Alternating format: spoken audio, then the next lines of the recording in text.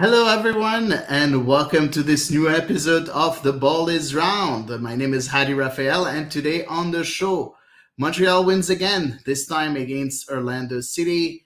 Canada Soccer announces new front office. Project 8 is accepted as a pro league, and former Montreal captain Patrice Bernier is finally on the Wall of Fame in Stade Saputo.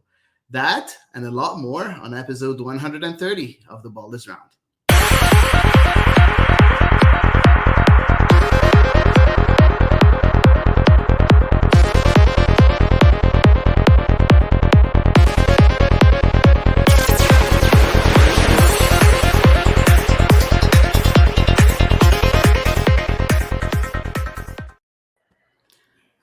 Hello, everyone. Technical problems here. I don't know what's going on, but I couldn't see the countdown at all. So I didn't know when to start. So I hope it wasn't too weird at the beginning. But it looked normal to me. That was weird. Yeah, countdown didn't work, and even the introduction video didn't work. So I was winging it in the situation. Oh, I saw them. I didn't see anything, so it's very weird. So yeah, welcome to today's show. So it's Sunday, 6:30 as usual. 6:38. Sorry for being 8 minutes late, everyone. So we've had a great day yesterday. And first of all, I just wanted to let you know, 3 weeks ago, the name and the title of our episode was nowhere. 4 weeks ago, nowhere to go but up. And today we're at moving on up. So there we go. I don't think it's an episode for Eve today because it's a positive episode. Hey, Eve, how are you today? Something, fear not. I'll figure out a way. I had to do an introduction for you only, Well, my reputation as pessimistic Eve does precede me, so I understand. I understand. But no, it's kind of funny because I remember when we were talking about that title and we were like, oh, is that the title we should pick? And it seemed kind of downer, but maybe it wound up being some kind of good omen. So exactly. It's just because of us that CF Montreal is doing better for sure. Elias, it was so nice to see you in flesh yesterday at the presser. And I didn't see you before the game because I arrived maybe 5 minutes before kickoff time because I don't know why I was just late, but I was happy to see you, man. How are you? Yeah, I'm doing good. Our seats during the game are a bit far apart from each other, right? I know that you like to sit outside, so. Oh yeah, man, it was so beautiful outside, and you know what? Okay. Especially if it's too warm, the air conditioning. I love it. Yesterday was perfect, right? We had the windows open, so it was fine, and the weather was perfect. The atmosphere was great, so I had no complaints. But yeah, it's nice to see you in the flesh instead of through a screen every once in a while. Exactly. It was really very nice. And you know what? What a good occasion yesterday. Weather forecast was amazing. We were spot on around 16,000 at Stade Saputo. I think last week we said between 15 and 16,000. And you know what? We were spot on. We had 16,000 people showing up. And I think everybody left the house very, very happy too. Pretty sure they were very, very happy. But let's dive into the game because if someone was, sleeping or just woke up after 24 hours sleep, Montreal won yesterday 2-0 against Orlando City. We're going to take a look at the game, at what happened during the game. So first of all, I'll give you the lineup of CF Montreal yesterday. So it was the same lineup as the game against Sporting Kansas City, exactly the same lineup with Jonathan Sirois in goal, with Corbo, Camacho, and Waterman as center backs. As a right wing back, we had Aaron Herrera. As a left wing back, we had Ariel Lassiter. In the middle of the pitch, we had Wanyama and Chouanière. And up front, we had two creative midfielders with Bryce Duke and Sean Rea. And up front, the lone striker, Ancient Alonso Ofor. Looking at this lineup, Elias, I'm sure you were pretty happy to see some sort of stability and continuity from Hernan Lozada. Yeah, and it's something that he also pointed out, right? This is the first time they've repeated starting 11s all season. So, again, that shows that A, the lineup is working, and B, the lineup stayed healthy, which is which is two things that evaded them for a decent chunk of the year. But again, we've spoken about my concerns with 04 up top alone, and we're going to get into that. But overall, right, it was very much if it ain't broke, don't fix it type situation, which for the first time all season is like, oh my God, we can say that sentence and not have it be ironic. So Yeah. I mean, I wasn't surprised with the starting 11, and I think that it was nice to see that. Yeah, it was really nice to see that, and it was nice because you saw some sort of um, like cohesion Mhm. on the pitch, and that's something that was missing since the Yes. beginning of the season. And we talked about that a lot here on the Ball is Round. But Eve, something else that was really, really beautiful and was one of a kind this year in 2023, we had good depth with ZBG on the bench, Lassie Lapalainen back on the bench, George Campbell, that was here, Robert Tarkelson, Romel Kyoto, Ahmed Hamdi, and Sunusi Ibrahim. So we had some good players on the Yep. bench, good rotational players. It's not those players that you have to put on the bench, but they'll never see a minute in the game, right? Yeah. So you had Yeah. a good choice, right? Yeah, I know. I agree. Obviously, Ramel Kyoto would be a starter. Certainly, he's working his way back from injury, so he's not so much a depth piece on the bench. I think that will become um, someone else's spot, certainly. But when it comes to the other players who you named, thinking of kind of subbing any one of them in really doesn't strike fear into my heart, which when your depth is not quality, can sometimes do. So yeah, no, I agree with you. Overall, like it looked like probably the strongest starting 11 and bench combined that Montreal's maybe had all season. Yeah, exactly. A nice breath of fresh air. I think seeing that starting 11 and seeing that bench, I think that everybody was like, oh, you know what?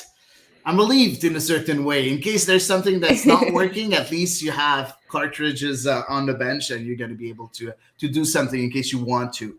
Now, of course, the game started. It was a bit weird because I think it was really Orlando that really started the game guns blazing with a lot of opportunities, some very good build-up plays. It started very, very early with Angulo getting a shot very early in the game around the 4th minute. And you see the build-up with really short, small, and crisp passes down the middle. That's the Pareja game, right, Elias? Yeah, I think it kind of gave Victor Wanyama a bit of a hard time, especially given that he does thrive when, especially defensively, he thrives when the game is slow, the game is methodical, it gives him the chance to read. Orlando had a very, very athletic and very energetic midfield, and you could tell in the first half he was miserable. Right, he was getting caught out. He was getting Mhm. caught in between lines. He was getting, caught in possession a lot. And I think that, yeah, I mean, the chances didn't really turn into much, and that's a credit to the back line. But I think that, in the midfield, Orlando was a real problem in the start. Yeah, I agree. But was it credit to the back line or was it credit to the lack of offensive talent from Orlando? I When you, was really surprised, honestly, by Orlando's yeah, bluntness up top. yeah, I was really, really, really surprised. Like I was so confused yeah. by like, yeah. I honestly don't have a word. I was just so surprised to see how poor their players were. They had their designated players out there and everything. So it's not as though it was a rotated squad or anything like that. I was really surprised. But I think Yeah. Montreal's backline deserves a little bit of credit for sure. Yeah, for sure, for sure.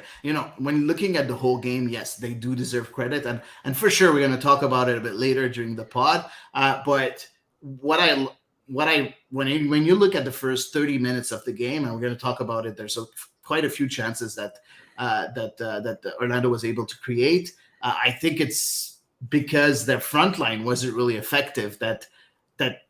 Fortunately for us, we Mm-hmm. didn't concede a goal. And looking at that shot from Angulo at first, I think he had an angle. Sorry, it's very funny. Angulo Yeah. getting an angle. Angula. But getting an angle, and he had a better angle for his shot, and he didn't take it. Mm-hmm. It was very weak. Like his shot wasn't at all good enough for a player this talented. But We're not going to complain. We were happy. Nope. A few minutes later, at the 13th minute, I want to talk about that game because that game, I think, is very, very that situation here is very important. There was a cross on the right from Orlando player. I forgot who it was. The cross was curling towards the net, and it arrived, and there was a Montreal defender in the box. I think it was Camacho that missed his header, and it came directly to Kara. Yes. Kara had an open net. Yes. And he couldn't connect the header. Yeah. Looking at this, first of all, for me, it was unacceptable for Montreal defense to miss the ball. And second of all, yes, Kara was surprised to get the ball because he was sure the defender was supposed to clear it, but he wasn't able to direct it in a right way to open the score. Looking at this situation and this opportunity, how do you analyze it? Do you think it's really bad judgment from both players? Tell me a bit more what you think about all that. So I think, like you said, when it comes to Kara's miss, and let's face it, at the end of the day, we're not going to analyze Kara too much as a player because it is a somebody who is just passing through the city. I think definitely there was a degree of surprise and like a lack of preparedness because even when the ball arrived to him, it was like he wasn't necessarily positioned physically to turn it towards the net. So I really think he wasn't expecting it. But in the case of, the Montreal defenders missing it, oh my God, I was actually really concerned when I saw that. I was like, oh no, we're in for another one of these nights, are we? Because it didn't look very promising. I think it was perhaps bad timing. I'm not sure. I don't even think you could say it was poor communication because it was kind of a catastrophe of errors. Exactly. Can we analyze it to a brain fart? Yeah, I think. Yeah, I'm curious to hear Elias on this because I know you were a former defender. You played as a defender. So what goes on in your head when you miss this kind of header? You kind of almost black out to a certain extent, especially if it's something that close to the net, where then you kind of rely on muscle memory to do something. Because when you make a mistake like that, your first thought is like, what just happened? Because it really wasn't like I got beat to the ball or something like that, where you can analyze and then like react. It was really just like, again, like the best way to say it is a brain fart.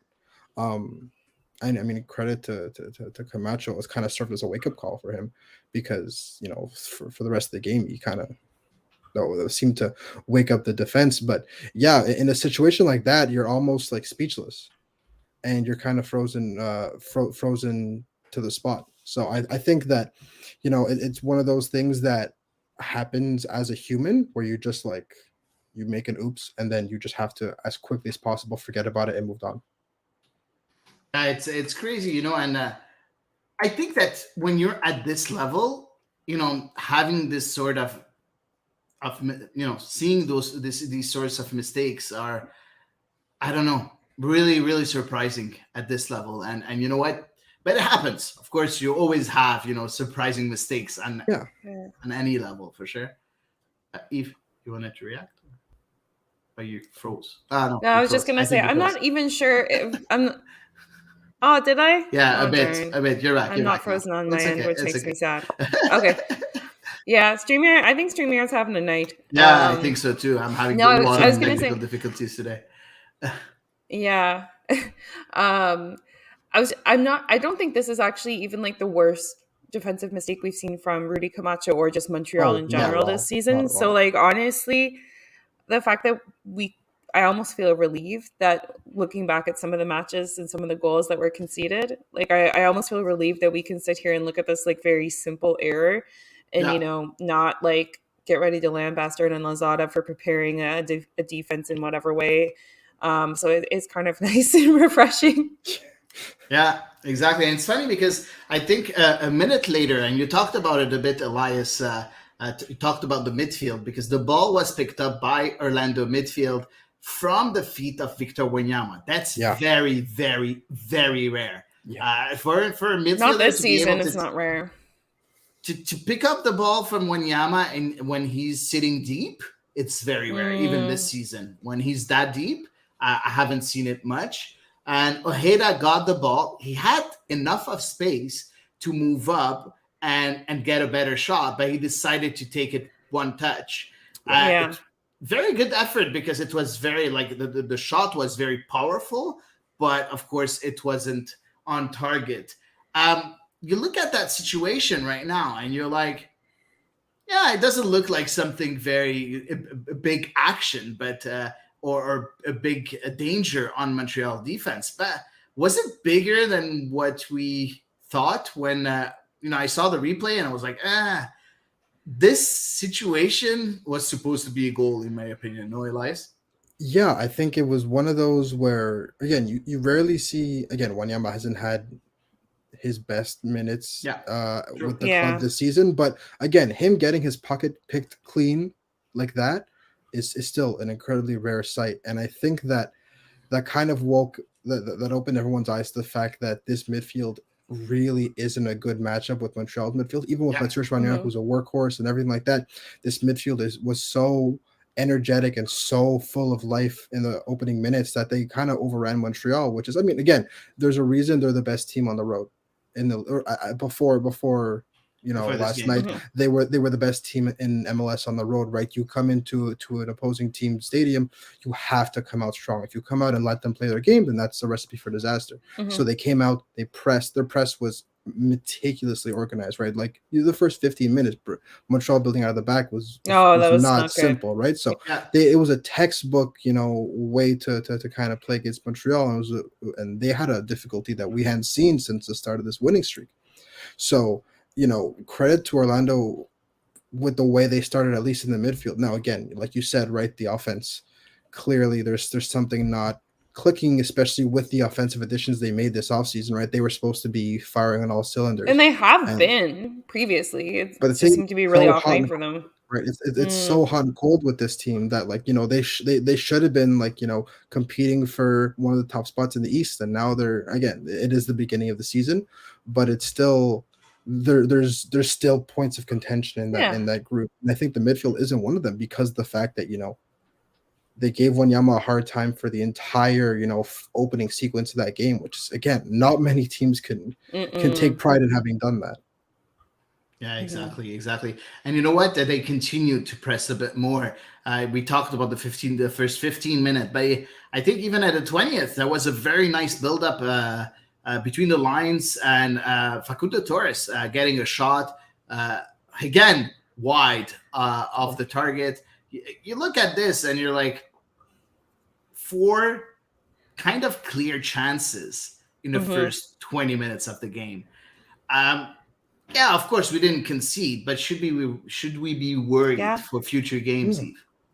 I could potentially, I could see it being a worry, especially if, like Elias alluded to, kind of really energetic midfield is going to be Victor Wanyama's kryptonite. And then, Montreal is going to be in big trouble because there are definitely players in this league who can punish, a careless midfield or careless defense way more than Orlando did last night. Some of them we've already met, thankfully, and have said goodbye to for the season. But there are still lots of really threatening players lurking out there. So absolutely. I think it is something that Hernan Lozada is going to want to emphasize with his team in training. Yeah, exactly. And, it's weird because we were waiting to see who was going to be the player that's going to start and pick up the pieces for CF Montreal and start, showing that Montreal is at home and creating chances. And it was one of the unsung heroes of that of the last couple of games that really started the game very well and got the first chance for Montreal. It was Ariel Lassiter on the left, cutting inside, getting a long range shot, very difficult long range shot with the rebound with the ball really bouncing just in front of the keeper. It was saved by Gallese. It wasn't an easy save by Pedro Gallese, right, Elias? Yeah, it's one of those that kind of looks simple, but is still has its intricacies, right? Yeah. Especially like you said, with the skip right in front of you, it's kind of difficult to gauge sometimes. But what I liked is that it was finally some kind of show of life from the group, right? Someone finally took it upon themselves to say, okay, we're getting a shot on target now, at least to kind of get on the board. Mm-hmm. So, I still think I'm not crazy about the idea of Leicester as a wing back, especially when they're going to start playing teams with really dangerous wingers, kind of like TFC, which we'll get to a bit later. But at the same time, going forward, you can't ask for a better product from your left wing back. He was taking people on, he was confident, he was putting the ball in dangerous areas. So again, I think that it was nice to see him really kind of take the ball and run with it, which is something we haven't seen from the wing backs all that much this year. Yeah, and Mm-hmm. I wanted to hear you, Eve, about Ariel Lassiter as a left wing back. Mm-hmm. If you have now, you have Lassie coming back, and we're going to talk about him a bit later.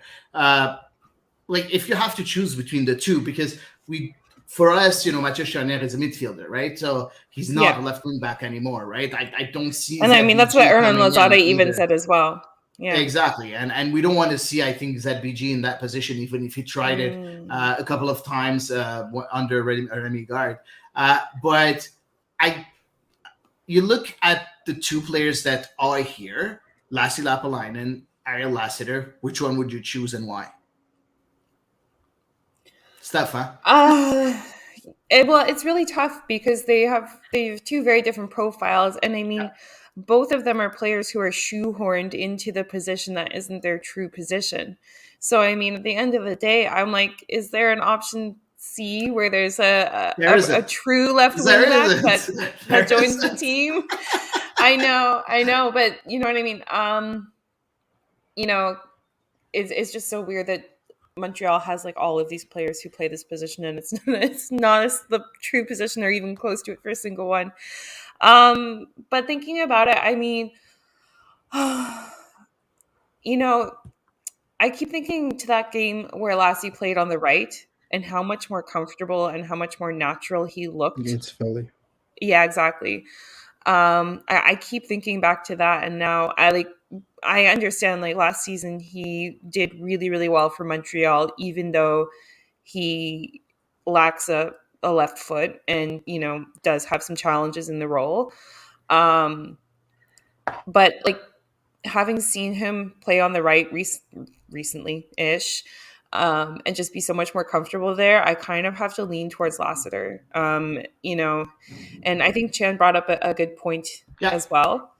So Chan mentioned that, contrary to Lapalainen, Lassiter uses left foot without hesitation and slowing the pace. And that is definitely something I think that we have criticized Lapalainen for since time immemorial, basically. So yeah, I Yeah. think I would probably have to lean toward Lassiter right now, but it's kind of easy to say that when things are going well right now.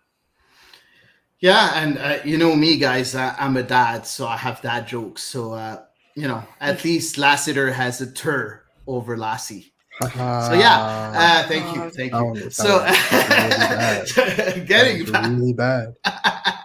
getting back to the serious stuff, I prefer Lassiter too. I really prefer Lassiter because what Lassie can bring usually is that playing behind the defense with that pace, being able to really run for the whole game for 60, 70, 80 minutes. And you know what? Lassiter is a very fast player too. So he can do that.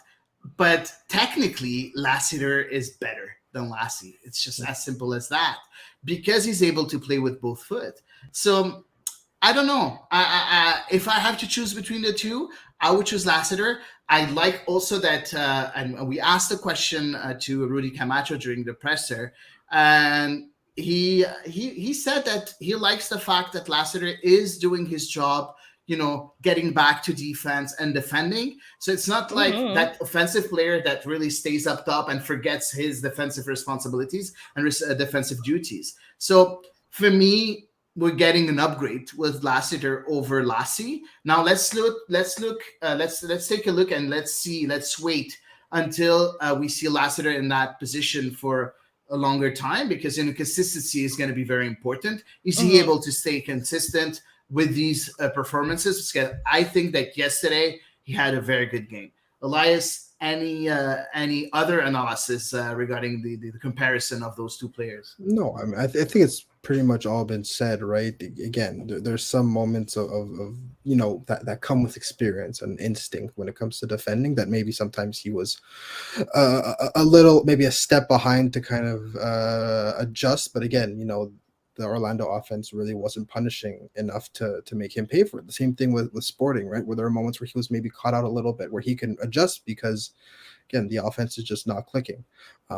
I think the battle between him and the Orlando right back, whose name I forget, was really interesting because they both like to get forward. They're both very athletic, and they were basically going at it like up and down that side of the pitch for the entire game. And he held his own, right? He was defensively, he didn't really get, caught out completely and left in the dust. And going forward, he got behind him a number of times. So again, like you said, right, at this point, form is more important than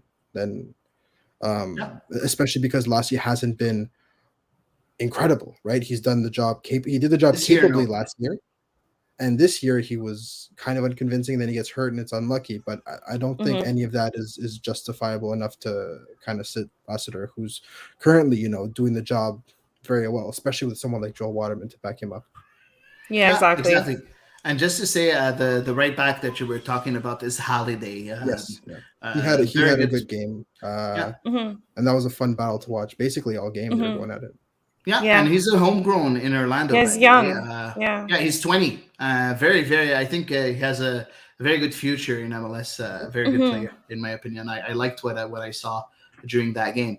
After this situation and this action, there wasn't anything really very surprising and very exciting during that first half. There was only one action, and I think it deserved a better ending.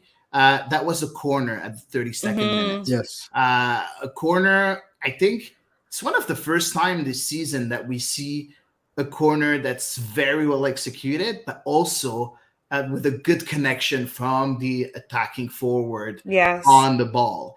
It was a very good connection, but I think that 04, that directed the ball straight on Galesi gloves, could have done better.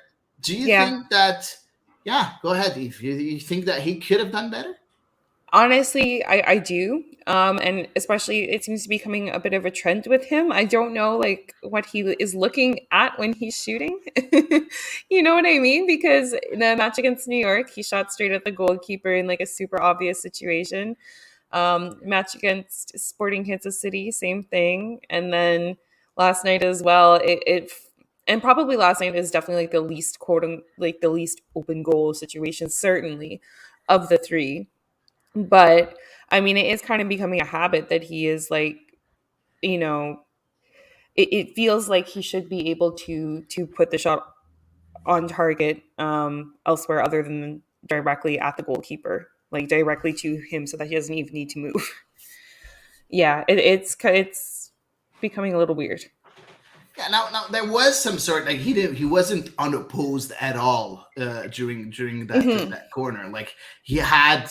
Yes, he had the pressure. He had the pressure of the defender, so it wasn't really. But I think that the fact that you meet the ball with your head, you should be able to direct it in a certain way, and that's a bit more dangerous than what he did. What do you think, Elias? Yeah, headers like that, where especially he was kind of on his back foot, then you have to prioritize placement over power.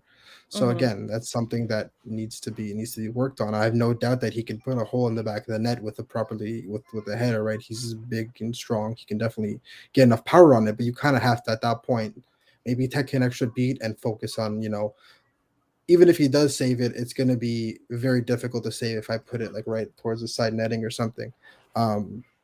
But again, I can't fault him for working hard on a corner and doing his best to win the header, because again, Montreal with corners has never been really their strong suit. So the fact that they got a shot on target from a corner, I was surprised.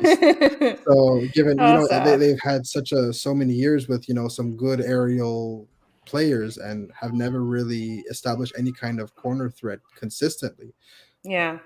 Shot on target, yay! But yeah, that was my immediate reaction to it. And then you kind of, you think about it, you go, oh, that could have been a good chance. But at the end of the day, if that's your first shot on target from a corner in, X amount of time, right? The only two I could think of this year was the one where Wanyama got a foot on it and went right to the keeper, and this header that went right to the keeper. But everything else has kind of just been cleared out immediately. So yeah, that's a good props point. to him for winning the header and actually get it on target for once. There we go. Baby steps. Baby steps. Now, he did get the shot on target on Chouinier's goal, right? Yes. Against New York Red Bulls, yes. Yeah, against the Red Bull before Chouinier scored. That is true. Yeah, that is true. So but I do agree with you that, you know what, he's, it's gonna help him build his confidence in a certain way, and hopefully we'll see better finishing from him during that game. And at that point, 10 minutes later, halftime, nothing really happened. After that, we had that first 20 minutes that was hell on earth for CF Montreal.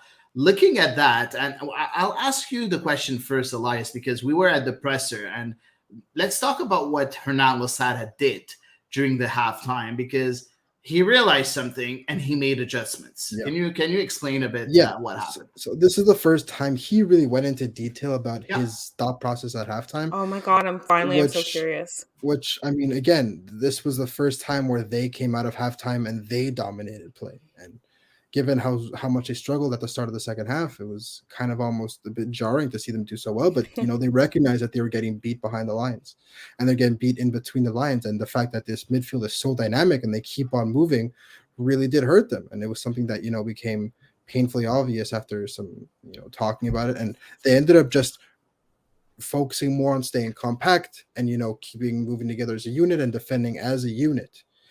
And they were able to then, bring that press further high up the pitch and basically start winning the ball inside the Orlando half every single time. So again, it's nice to see that there is this growth and this development and this understanding that Losada is now making, the staff is making, is noticing changes that need to be made, and the group is implementing them. So for all we know, this could have been happening, all season, and then the group just doesn't figure it out. But this was one example where there was a change that needed to be made and was made pretty much flawlessly. Now, we talked, Eve, a bit more, and we talked about this at the beginning of the pod, having the same starting 11 for a second game in a row. Do you think that played a part in that win yesterday? Having to change things up at halftime, having that same starting 11 must be easier than having a completely new one, right? Yeah, I think so, certainly.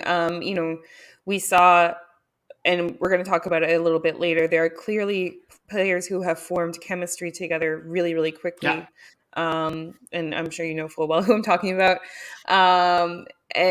And so being able to play consistently week in, week out together for those players, and other players as well are obviously joining the process as well, is so important. Like, I think the importance really can't be overstated, especially when we're talking about more creative roles, because, Montreal's creative side didn't really come out very much in the first half at all, compared to the second half after the adjustments were made, when we got to see, guys like Bryce Duke, Aaron Herrera, when Ramel Kyoto eventually entered the game and so on, kind of demonstrate a little bit more of their flair. So yeah, I think it's way easier to adjust when you have the same 11 players and you're just adjusting tactics versus both adjusting tactics and players 100%.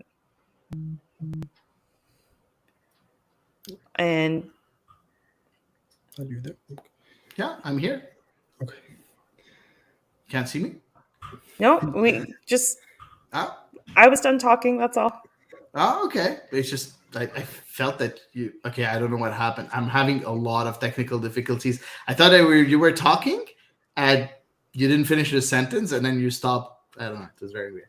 I don't know what happened. But Yeah, moving on. I agree that those adjustments, made the difference. He talked also about the fact that Bryce Duke dropped in deeper Mhm. than before the half, and I think that helped a lot. And yeah, you did talk about those new partnerships that are forming very well in that starting 11. Now, the second half started very well afterwards. You saw there wasn't any clear chances until the 60th minute and when Romel Kyoto came on the pitch. But you saw a certain shift in the momentum, right, Eve? Mm-hmm. Oh my gosh, very much so. Like Elias had said, Montreal had struggled mightily with their second half starts this season. And so to see them come out and actually dominate the lion's share of possession, to be in really the attacking third for so much of those early phases, it was really, really impressive. I really liked it. And I was a little bit surprised that Orlando kind of seemed to take their foot conversely off the gas a bit more at the same time as well, because it did feel like Montreal was being almost allowed to dictate the terms of the play, which is all well and good, all the better for Montreal. But it was really refreshing. I don't know how much Orlando conspired in this, and I'm sure that obviously there wasn't their goal, but I'm not sure like how much that necessarily helped out Montreal's cause. But it actually felt like we were watching the home team playing at home during those early phases of the second half. Yeah, at last. And you know what? Elias, you tweeted something just a few minutes before saying, I think something like this game needs Romel Kyoto. And Absolutely. you got it So spot well. on because at the 60th minute, Romel Kyoto, and I think at 59 minutes and 47 seconds or something like that. I think Mm-hmm. Losada was waiting for that hour to just have Romel Kyoto come on the pitch. Yeah. And what a big impact he had. What a Oh my great player gosh. he is. And can you just please tell us why you thought that this game needed a player like Romel Kyoto? Now, it's very easy to say, this game needs Romel Kyoto. He's the best player on the best offensive player in the squad. But why do you think he was needed that much during that game specifically? I feel like especially in the first half, it just seemed like a bit of a pain to get out of your own end. And again, we talked about how good Chinonso 4 is at holding up play. We talked about how difficult it is to dispossess him. But his first touch is very strong. The problem is his second, third, and fourth touch, which kind of break up attacks on their own, right? Mm-hmm. He's almost, he's giving the ball away for free way too many times. But someone like Roman, who is very strong and who, again, he's not, he doesn't have Chinonso 4's frame, but who's still very strong and also extremely good technically. It brings that extra bit of lethal It just mindset because you don't have elevates to perform. everything. Exactly. So like there was one moment where Chinonso 4 finally got it right. He got the ball, he took his time, he created some space, he turned, and he had Aaron Herrera flying down the right flank in the first half. And he just completely, I don't know if he didn't see it. I don't know if he chose to wait and pick out a better pass. But everyone was kind of going, it's right there. And it wasn't the case, right? And I think it's one of those cases where someone like Roman Kyoto, who is just, I just find him to be a much more decisive player, right? Technical quality aside and profile aside, just the mentality, he's so much more decisive. And he came on the field and everyone was like, oh, okay, so this is happening, right? There There was a was change noticeable everywhere in the change stadium. in there was a noticeable change in mood, not just in the fans, but I feel like on the field now. Yeah, of They course. were playing with the Mm-hmm. ball. We were They were relieved. looking for him. They were relieved in a certain way. They were actively looking for him, Yeah. not just when they're trying to hit it long and then build out, and not just in the final ball, but in the interplay. They were actively looking for him, right? And what that does is that frees up space for people like Mathieu Chouanière and for people like Bryce Duke to kind of just float and find gaps. And when you have such a dangerous presence on all facets of the game and not just someone who's good in the air, you have someone like Omar, like the second he is anywhere near the 18-yard box, alarm bells start ringing. That frees up space for other people. And I Yeah. think that his obviously it's easy to quantify what he brings, but it's also his intangibles that are so important, have been so missed so dearly. Right? I don't think we realize how much he's been missed on the field until he came back on and everything started clicking. You're like, okay, wait a minute. Like Yeah. the math is mathing again, you know. Yeah, exactly. No, Now, I was so pumped to see him come back. yeah, and you know what? We missed him. We missed him because again, we needed someone that has that quality to finish chances that we don't have right now. Because last year you had a couple of guys, 3, 4, 5 guys that were able to finish chances. Right now we don't have anyone. We have Kyoto. We have some good An creative own goal. midfielders.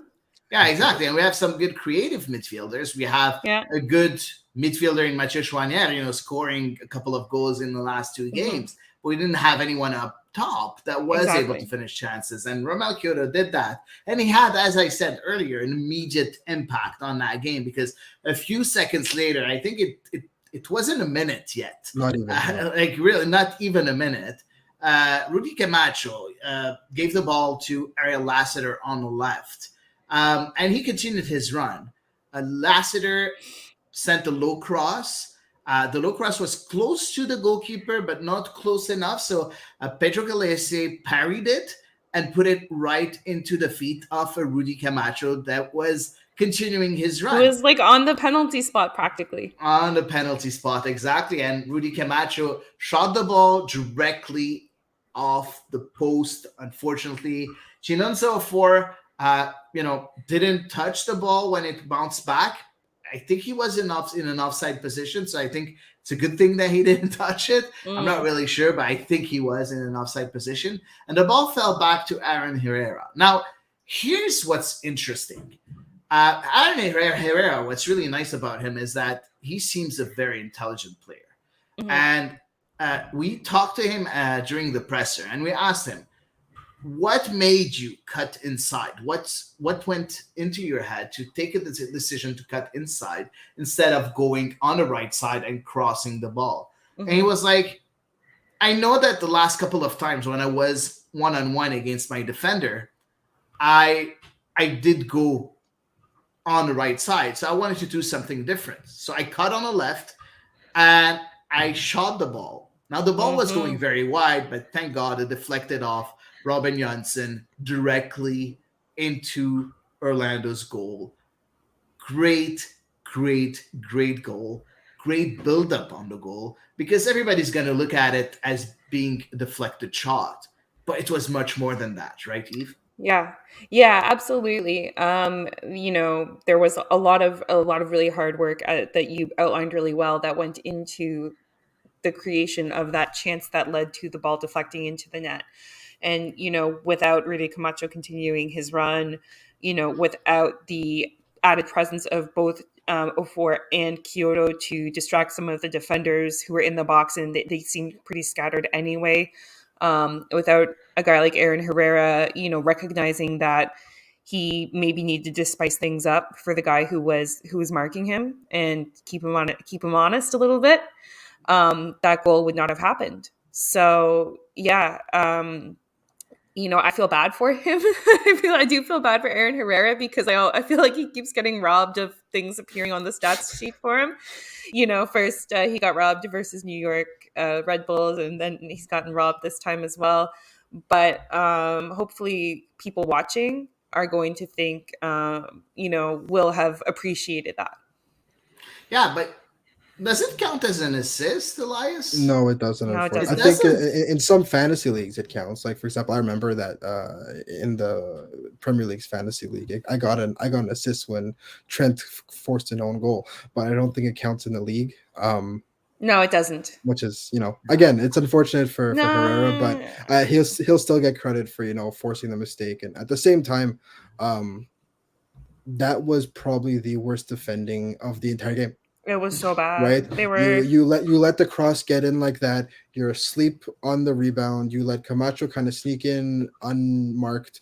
You let the shot go unblocked, even though there's two people in front of Camacho. And then Janssen is kind of standing there. And kind of like what we discussed with with Camacho, where he almost looked like he just blacked out. He just stood there and the ball hit him and it went in. Yeah. Right? He didn't try and avoid it. He didn't try and change his body to deflect it the other way. He kind of just stood there like a deer caught in headlights. He does like have like a really broad body though. Yeah, but the thing he's is, a very good defender. Again, like it wasn't like Herrera was 2 feet away from him. Herrera was outside the box or just on the edge of the box, and he was well past the penalty mark. So he had a lot of time to see the ball travel and react, and he kind of just switched off. And so that entire sequence of defending was horrific. But that at the same time, Montreal kind of forcing them to be in really difficult positions defensively is one of the strong suits, right? Like that's the thing. Like Ofor and Kyoto there together, it kind of puts them in an impossible position. You have Lassiter winning his 1v1, and you're almost like it's almost like a forced checkmate where you have no good options. Yeah. So that was also very well worked by Montreal, and we saw Camacho get up into the opposing penalty area like a number of times. He was really getting on his horse today. I don't know. He was just in a good mood. Clearly, you're right.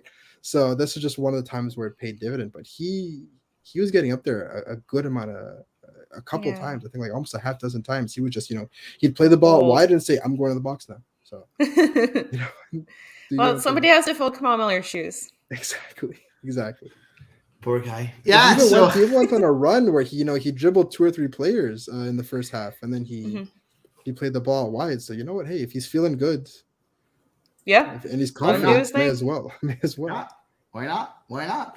And you know what? That Romel Kyoto impact continued on a few minutes later, because at the 66th minute, Aaron Herrera again. I love this so much. Go ahead. Got the ball on the right-hand side, sent it to Bryce Duke. Bryce Duke had 2 players on him and still found that pocket of space down the right side to, again, find Aaron Herrera back. So 1-2 between the 2 players. Aaron Herrera understanding Bryce Duke and being exactly on the same wavelength and receiving that ball, crossing it low directly to a fired up Romel Kyoto that came and slots the ball into the net. What a great build-up goal. Oh my God, I loved it so much. Patrick loved it as well. Yeah. Patrick says that the pass by Duke on the Kyoto goal that split the defenders was amazing. Honest to goodness,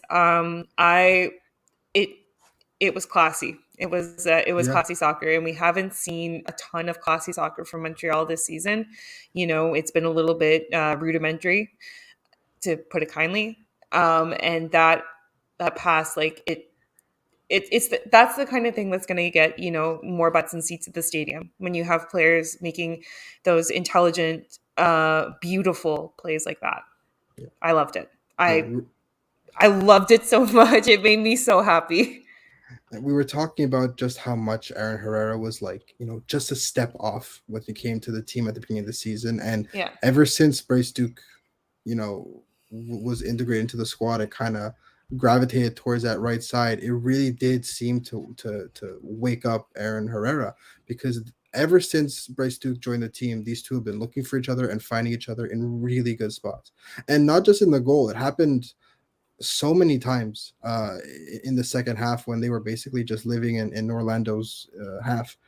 And this is the best version of Aaron Herrera. This is the version of Aaron Herrera that everyone was excited about, and everyone in Salt Lake City was upset that he was leaving, because this was the one that got 11 assists in a season and was one of the most dangerous wingbacks in MLS. This is the replacement to Alistair Johnston that the club was hoping for, right? And it was clear that he wasn't really super in touch with either playing at center back or playing in this new system. And then if Bryce Duke was this mental reset that kind of let him find his spot, then great. Because even in the first half, when things weren't going too great, he was one of the few players that was getting upfield and getting in some good positions.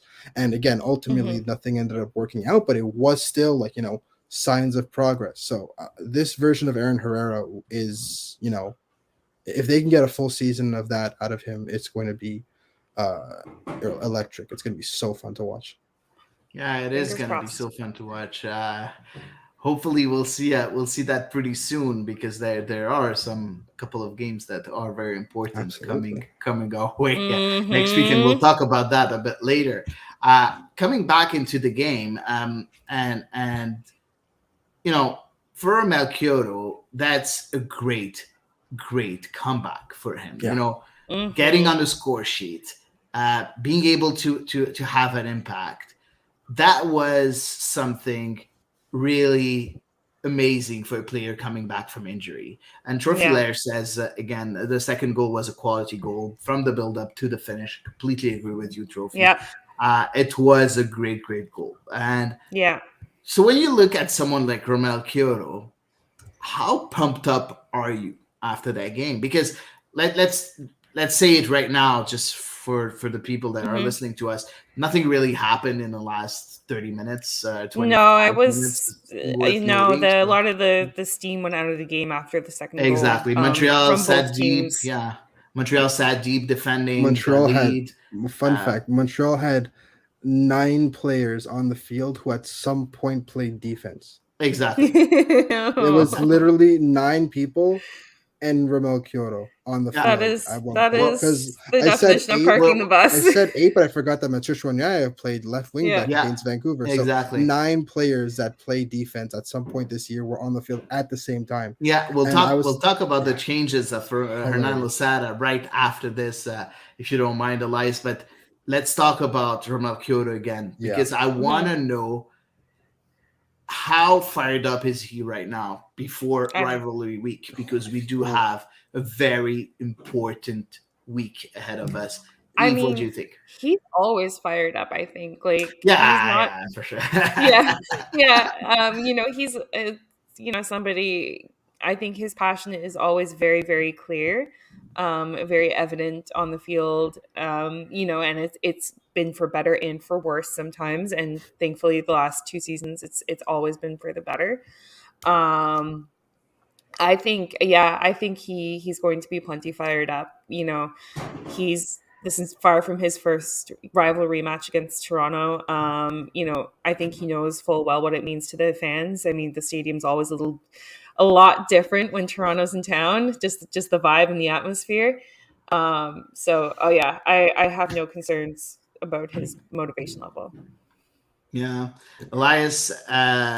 Anything else that you want to share on I just on think if Kyoto's I'm state of mind right now? if I'm every other team in the league that has Montreal on their calendar in the next few weeks, I'm kind of looking at that with a side eye and going, there's a single bead of sweat like rolling down my forehead because there's almost nothing in this league that's more dangerous than a fired up Romel Kyoto who's like enjoying his soccer and who's just feeling really Yeah. good. And we saw it last year, right? When Georgie was injured and there was all these concerns, like can Romel kind of carry it on his own? And he was Yeah. like, watch me. And then Yeah. he basically became an MVP caliber player for like a month. Mm-hmm. And he would single-handedly win games. So if I'm teams Mm-hmm. that have Montreal on the schedule right now, and I see that this team, which is starting to click, now adds a Romel Kyoto, that was like, I can just imagine him like watching Montreal finally start to play well, and he's just like chomping at the bits to get back. He's just like, when am I going to get back, and when am I going to get on the field, and when am I going to play? And so you could tell at the second he came on, he was running, and I don't think I've ever seen Romel Kyoto run consistently for that long. And because even after he scored, right, he'd pick the ball up at midfield and he would say, I'm running now. And he would just do it.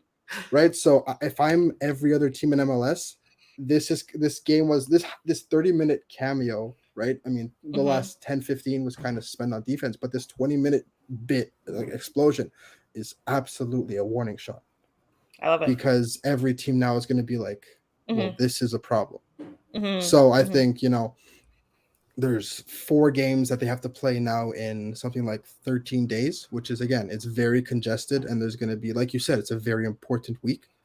But at the same time, you have someone like Romelu who can win games on his own now being added to a team that's starting to feel themselves. So this has the potential to be very, very, very, very dangerous.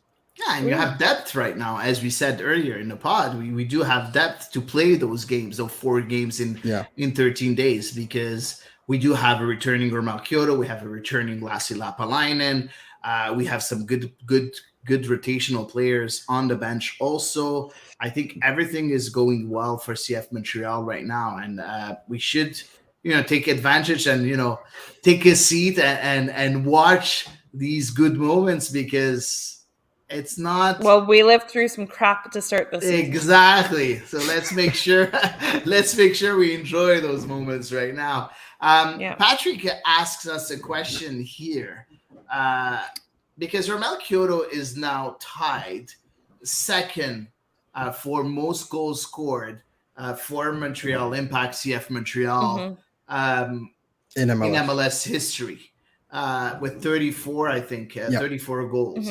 Yeah. The number one, of course, is Nacho Piatti with 66. So, forget about it. Is he, and that's his question, is he a top 3 player MLS era? What do you think? I have my own answer, but I want to listen to, one of you first. Who wants to start? I think honestly, with all due respect, I'm gonna say no. Believe me, I appreciate everything that Romel Kyoto brings to this team. Obviously, Ignacio Piatti is number one, miles ahead of the rest of the world. And then, there are guys like Marco Di Vaio who could probably certainly fill the number 2 spot. But at number 3, you almost want to give it to somebody who's contributed so much on and off the pitch as well. And, it brings a guy like Patrice Bernier to my mind, not just because he was on the Wall of Fame yesterday. So I think when I look at these things, I kind of try to look at it a little more holistically as well, just as far as their impact beyond, just goal.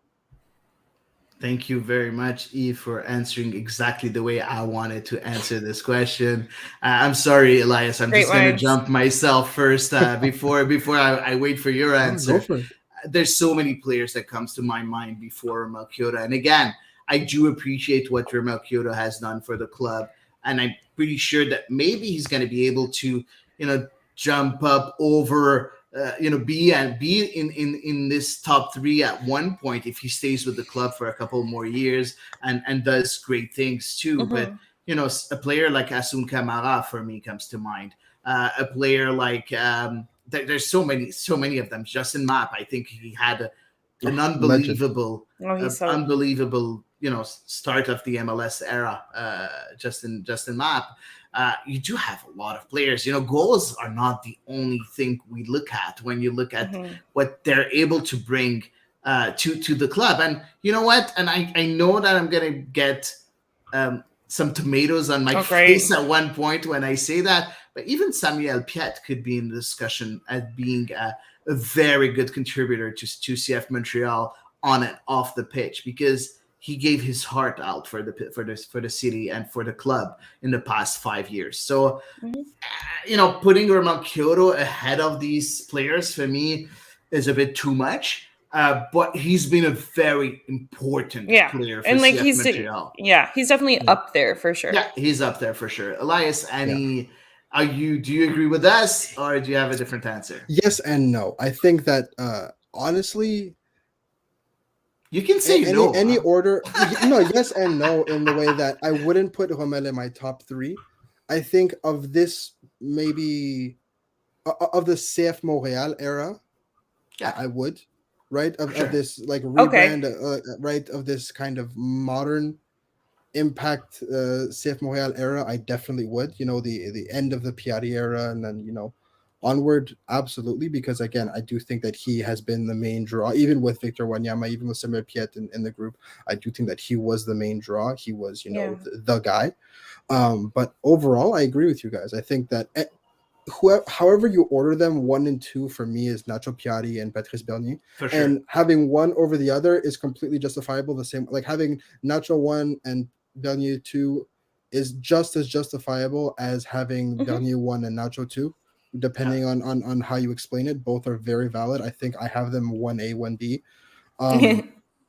I just think that in terms of pure moments, I have Nacho 1 on field. But if you take into account everything that Patrice Bernier has done for the club for soccer, for Quebec soccer. Mathieu Chouanière said it last week, right?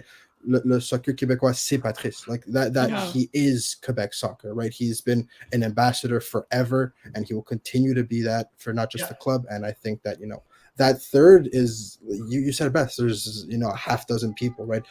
For better or for worse, DJ Drogba deserves a mention. Right? Again, for better or for worse.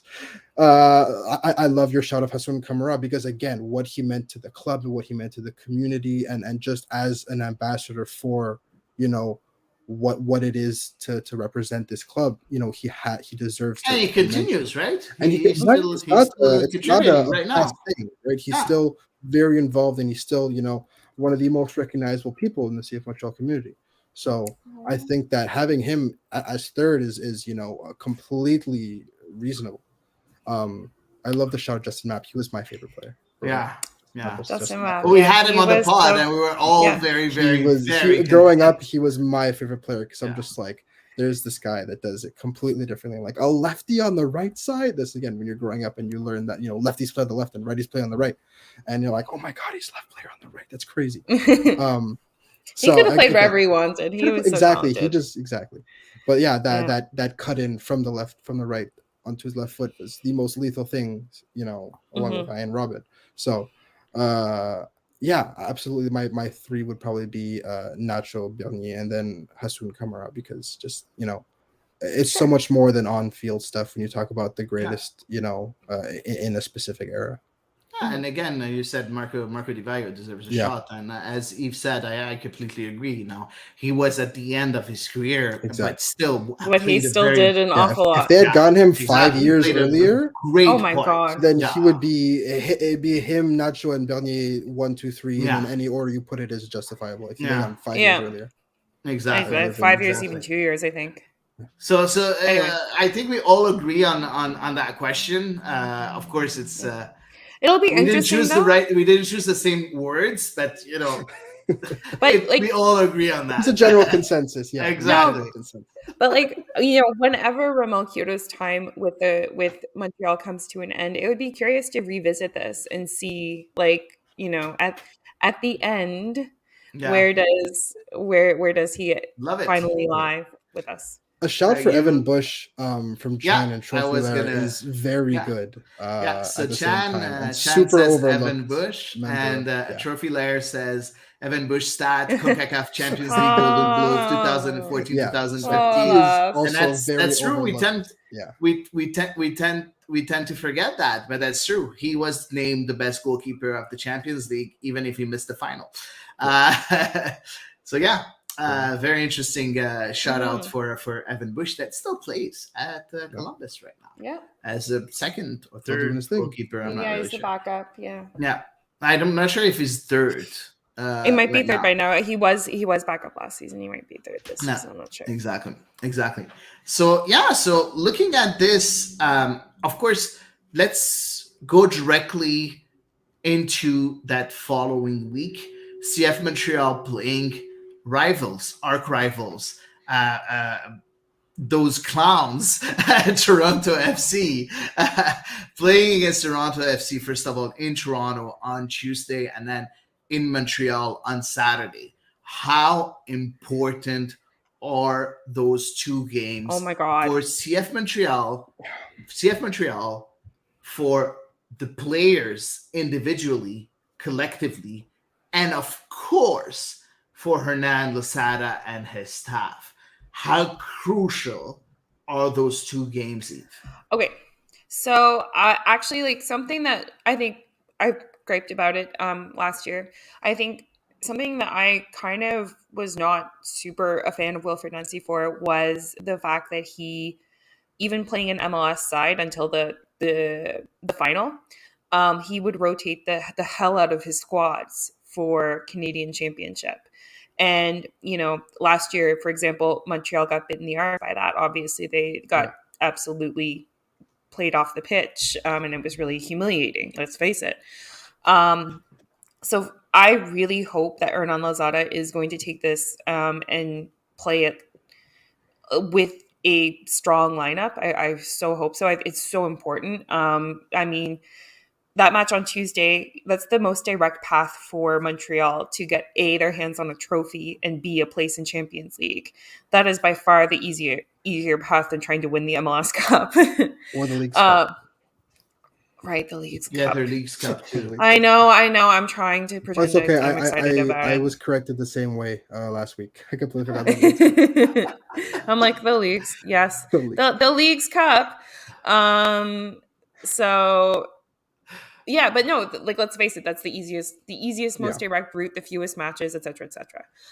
You generally know who you're playing, like you have some familiarity with them, et cetera, et cetera.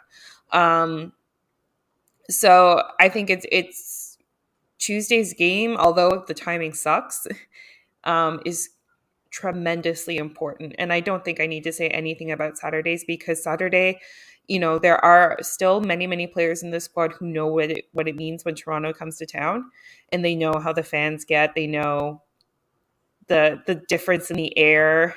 Yeah. So I think it's very important. I would hope as well to see, like, from a collective side of things for the players, I would hope that there's not going to have to be too much change. There is definitely going to be some change, we know already. But from a collective standpoint, I think it's going to be critical for them to build on the chemistry that we are finally seeing to start form. That was really long-winded, and I'm sorry. You're allowed. It's your pod, right? So you're allowed. What do you think, Elias? I'm gonna let you go first before I give my piece. No, I think I'm pretty much in agreement with Eve. Right, this is first of all, this is the this most straightforward path, but this is also against a TFC side that has struggled lately. They've not been great defensively. They've kind of in a similar funk that Montreal at the beginning of the season. They've won one of their last 7 games, or 6 or 7 games, right? So they're in a bit of a funk of their own. Granted, they did beat NYCFC, which is, again, that's to be taken very seriously. NYCFC are struggling a little bit more this season, but they go on. still have quality, and they do. A 1-0 win is still a win is a win, right? And Yep. a result is a result, and in single elimination, that's all that matters, right? So it's also important to remember that derby games are a different breed. I think Montreal's kind of in the same boat. Toronto's kind of in the same boat as Montreal, where they're looking at Canadian Championship as the most realistic path to the Champions League and the most attainable piece of silverware. Mm-hmm. So I'm hoping that both of these teams are treating it as an all-in type situation, given that, again, with respect to the CPL, they have CPL teams all the way until the final, regardless of whichever team wins. And I think that, we'll be in for one of the more high stakes Canadian Classics since, the Canadian Championship final we had. But, aside from that, there hasn't been too many high stakes Canadian Classics outside of playoffs. So I'm looking forward to a good scrap. And I'm kind of hoping that people like Hernan Losada, people like Bryce Duke, people like Aaron Herrera are kind of being introduced into what this derby means, because again, there are a lot of players that are potentially starting, right? That, even someone like George Campbell, who could be rotated, who kind of maybe aren't super familiar with the importance of this derby, because again, it's not just a derby thing. This has been going on for not just sporting. This is, cultural. This is really a lifestyle derby, right? There's people from Montreal take pride in being from Montreal. People from Toronto take pride in being from Toronto. So I hope that they're being kind of indoctrinated, if you will, into this this derby is a must win at all costs, and squad rotation be damned, because at the end of the day, if your season doesn't go as planned, you have that win, right? Toronto's had a horrible season last year, but they had that 4-0 win over Montreal. They lost the Canadian Championship, but they had that 4-0 win over Montreal. And that's always something you look at. And, all of our teams that we support out, like in Europe, they have these derbies that, they win, rest of the season be damned, we have this win at the very least. So I think that's something that, needs to be reinforced. Yeah, agreed. Yeah, I agree with that, but also I want to talk about what I've been talking about since the beginning of the season. I said that in order for me to start judging Hernan Losada, I need to wait 10 games in the season. True. You did say And that. we've played 11 games right now. We've seen, the club getting better. We've seen that improvement that I was talking about before I went on holidays that we hadn't seen yet. So Mm-hmm. we've seen that improvement on the pitch. Right now is that sort of moment where you either confirm that Mm-hmm. that resurgence, that the fact that you are now a better team, or you just lose momentum, Mm-hmm. and unfortunately it goes really sideways Yeah. for CF Montreal.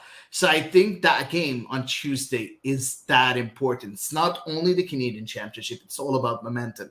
It's all Mm-hmm. about what is that team able to do with that coach, Mm-hmm. within that system, with these players. And especially, BMO Field has generally been a really hostile place for Yeah, Montreal to travel to. So that just, I think, increases the challenge even more. And of if course. Montreal were to pull out a result there, then I think you're completely right, Hattie, that would be like such a defining moment of the season that they Yeah. could really build upon. But yeah, it does have the danger of deflating them, if things go south. Exactly, and you know what? We know that the real, like the core of CF Montreal supporters want that win in the Canadian Championship. They need that win in the Canadian Championship. So, Yeah. and I'm talking about the core, those 8 to 10,000 that are always there, whatever the results, whatever's going on with CF Montreal, star or no I think stars. casual Uh, fans are just as are wanted as well. Yeah, but not as much as that core. No, well, That for no. them, the Canadian Championship is the bread and butter of the team, and not the MLS. The MLS that has a lot more visibility. That if you reach the MLS playoffs, your visibility grows by a lot more than just winning the Canadian Championship. Mm, I'm talking about the soccer world in North yes. America. It's so much important. But for Canadian fans, for CF Montreal fans especially, that trophy is that important. So, and we have a couple of questions We regarding that do. game and that second game also, because we are playing Toronto again at home on Saturday. So let's start first with Patrick that sent us a question right now here on our Oh. live streaming, and he asked us about the lineup. So because Waterman is suspended for yellow card accumulation on Saturday, what do you do on Saturday? So, and for me, it's the same kind of question of what do you do on Tuesday? Because you know that Waterman is suspended on Saturday. So do you Mhm. play him on Tuesday because he's not going to be able to play on Well, Saturday? I mean, he's And a at that Canadian. point, That fills your Canadian requirement too. Yeah. yeah, but it's not that hard anymore because I No. think it No. dropped from 6 to 3 now. So, 3 Canadian players is very easy for CF Montreal. They're most of them Yeah. Canadian already. So even Camacho is about to be Canadian. So Mm. yeah. So I don't think the quota for Canadians is important. But if you look at the fact that you have to deal with the two games, Hmm. Campbell, Waterman, and for me, their destinies is somewhere tied to each other. Do you play Okay. Campbell on Tuesday to give him a bit of match fitness so that he's more ready on Saturday, and Waterman because he's not going to be on Saturday, or you don't play Campbell because No. he's going to play on Saturday? Well, what I'm thinking is honestly, he's gotten so many just a few minutes. Like, I mean, he came in during injury time in last night's match. Um, so I don't think I based on how little playing time he's received, especially given that Montreal was up and defending a lead for the last 20 minutes of that match last night. I have a sneaking suspicion that he's not ready to start physically. Hmm. Interesting. That's my thought. Yeah, interesting. Now he did play. Usually, when you come onto the pitch, that means that you're kind of ready, right? Now he's been coming onto the pitch for the last 4 games now. But it's for such small increments of time. Yeah, but you're not going to change a winning team, so that's why he's not getting the start, in my opinion. Okay. You know? And it could be, but I'm thinking, let's face it, there are other situations where guys like Joel Waterman, last match and stuff, or, in other players in recent matches, who had a yellow card or something to that effect, where maybe you could have looked at a tactical reason for taking them out, right? To bring in a guy like Campbell. So I'm not 100% sure that he's fit to start yet. He's obviously fit to play some role, but I don't know. It just feels like a really small amount of time for a guy to go. Like, it just feels like you'd be going from just a couple of minutes here and there to starting. Just feels like a really rapid. Let's say he's ready. Where do you start him? Which game? Tuesday, Saturday, both? Saturday. And you don't play him on Tuesday? Yeah. Elias? Safety first. I agree. A, for safety, but B, right? Joel Waterman is going He'll to be show suspended. up. He won't be available. Yeah. Right? So Joel Waterman knows that he's only going to get one derby out of two. He's gonna be fired up for that game. And I think that George Campbell, if he could get a cameo in the Tuesday game as well to kind of get a feel for Toronto, that'd be even better. But at the same time, you have to go with your strongest 11. I think that I feel like, Rudy Camacho and Joe Waterman aren't really under threat of losing their spot. And Gabriel Corbo has been playing so solid and consistently that there's no reason you can't justify removing him from the starting 11. So George Campbell's kind of, again, because of his injury, has not had the chance to showcase his whether or not he deserves to be in that starting 11. So he's resorting to kind of, doing his best during certain cameos.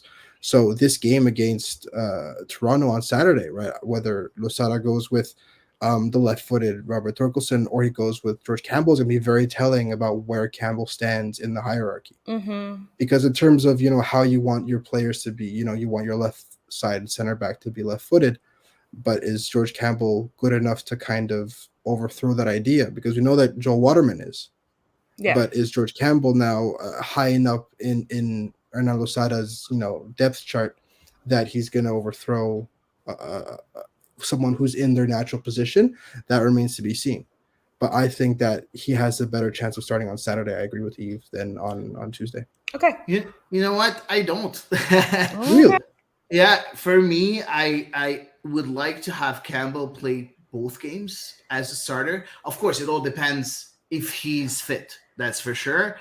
For me, the player that's going to play on Saturday, that's going to start on Saturday, should start also on Tuesday. If it's Campbell, so be it. If it's not, that same player should be a starter on Tuesday and on Saturday. The reason behind it is that we haven't seen a lot of rotation lately in the center backs, and you need to make sure that they have some sort of feel on the pitch. They need to make sure that they're not lost on the pitch. They understand the way the team is playing under Losada on the pitch in a game situation. And for me, that's going to be very important at that point. So having Campbell is important. Of course, Waterman will play on Tuesday also because he's not going to play on Saturday. So maybe Waterman would play, in my opinion, Camacho in the central defense for Camacho. So you can rest Camacho for Saturday and then put Corbo on the right, so Campbell on the left. And at that point, during Saturday game, you repeat that with Campbell, Camacho, and Corbo. And I think you will have a better George Campbell that would understand game situations a lot more than if he comes into the game directly on Saturday without playing on Tuesday. My opinion, I think all opinions are good. Not one is better than the other. We had a couple more questions regarding the lineup, and it was from Sean Richardson. I'll get it here. Sent us a question. How should Losada handle the squad rotation for the two games this week? All in Tuesday, and then we'll see on Saturday, or rotation on Tuesday and go with the regular 11 on Saturday. I see Chan already answered that question, saying Montreal need to put the strongest lineup on Tuesday. Let's talk about goalkeeper also. What do you do, Eve? So I am team Kanchamp, and therefore I am all in on Yeah, Tuesday. I agree. The strongest starting 11 that is comfortable with recovering. It's a pretty quick turnaround. Let's face it, from Saturday's match. The strongest 11 possible. As for keeper, it is customary to start a different keeper, and I feel like it will probably end up being the case that it is not Jonathan Sirois starting. Um, and therefore it would by extension go to, I guess, Logan Ketterer. Or James Pantemis if he's Yeah. able to play. And then Losada said that he's still a couple weeks away, right? So I Couple think of Yeah. weeks. Okay. well, Okay. that's what he said last week, right? So again, couple weeks is a very vague statement. He said Yeah. that That will be 10 days from last week's presser. exactly. So I mean, Okay, so that iffy. means a lot of things, right? And uh, It's- people recover at different rates. People are ready at different times. I still remember the game against Philadelphia when you said for sure Kamal Miller's not playing, and then not only Yeah. was he in the lineup, he was starting, and he played all Mhm. 90 minutes. Mhm. So you never know what to expect sometimes. That being said, Logan Ketterer in his entire career with the club has never conceded a goal. And I think His that 90-minute career. in his entire career with the club has never conceded a goal. He is, on paper, the greatest goalkeeper in CF Montreal history. And But don't get me in all wrong though, like seriousness, for though, real, I I am a would big I would believer rather of see having Sirois like a start. cup keeper Mhm. and a regular season keeper.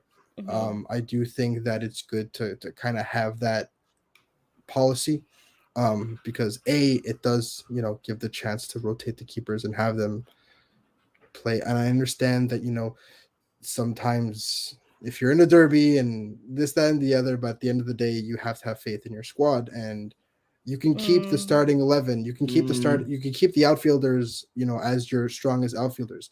But I am a strong believer in having a cup keeper, and No. I agree. you draw that line in the No, sand at the I beginning of the sometimes year, and you agree. go I like, agree in principle, this and I is how agree it with you, is. Eve. I agree in principle, but when you have on the bench your third goalkeeper, I really Mhm. don't care about the third goalkeeper. No, well, no, okay. And the fact that if it was for me, if Pantemis is ready, yes, I would go with Pantemis, or else I would go with Sirois, because Logan Ketterer is here just to be a third goalkeeper and not to see some action, in my opinion. And even if he was pretty good against Vaughan, it was Vaughan. Now it's the big boys. It's Toronto FC. It's arch rivals. We need to win. Important for Losada, for everything we talked about in the last 15 minutes. Yeah. No, I was just gonna say, just the fact that, like, let's face it, Sirois is in form right now. He's got Yeah. 3 clean sheets in a row, and I think that has to. Three. Yeah. 3. Yeah. So I think that has to factor into the decision making process. Like if I were the person pulling the strings, I would start Sirois, but I would expect it to be probably Ketterer. We'll see. Let's wait and see what's going to happen. But I think we all agree that we go with a strong lineup on Tuesday. So we all agree with that. We do have a couple more questions on regarding before we go to other subjects. First of all, from Andy Coronado. Or you know what? No, let's start with the question from Tate. We have one from Amin, though, on the Canadian Championship as well. Yes, so let's start with Tate first, and then we'll go. Oh, you know what? Let's start with Amin because it's the Canadian Championship. I was it's the same subject, though. Yeah, go ahead. All right. So, who are going to be the 3 starting Canadians and the 5 Canadians in the 18 for Tuesday game in the Canadian Championship? Only one that I'm pretty sure is going to start is Waterman because he's suspended next Saturday. Simple. I'm just gonna answer right away. Yeah. The 3 in the starting 11 are gonna be first of all Sean Rea, Mathieu Chouanière, and Joel Waterman.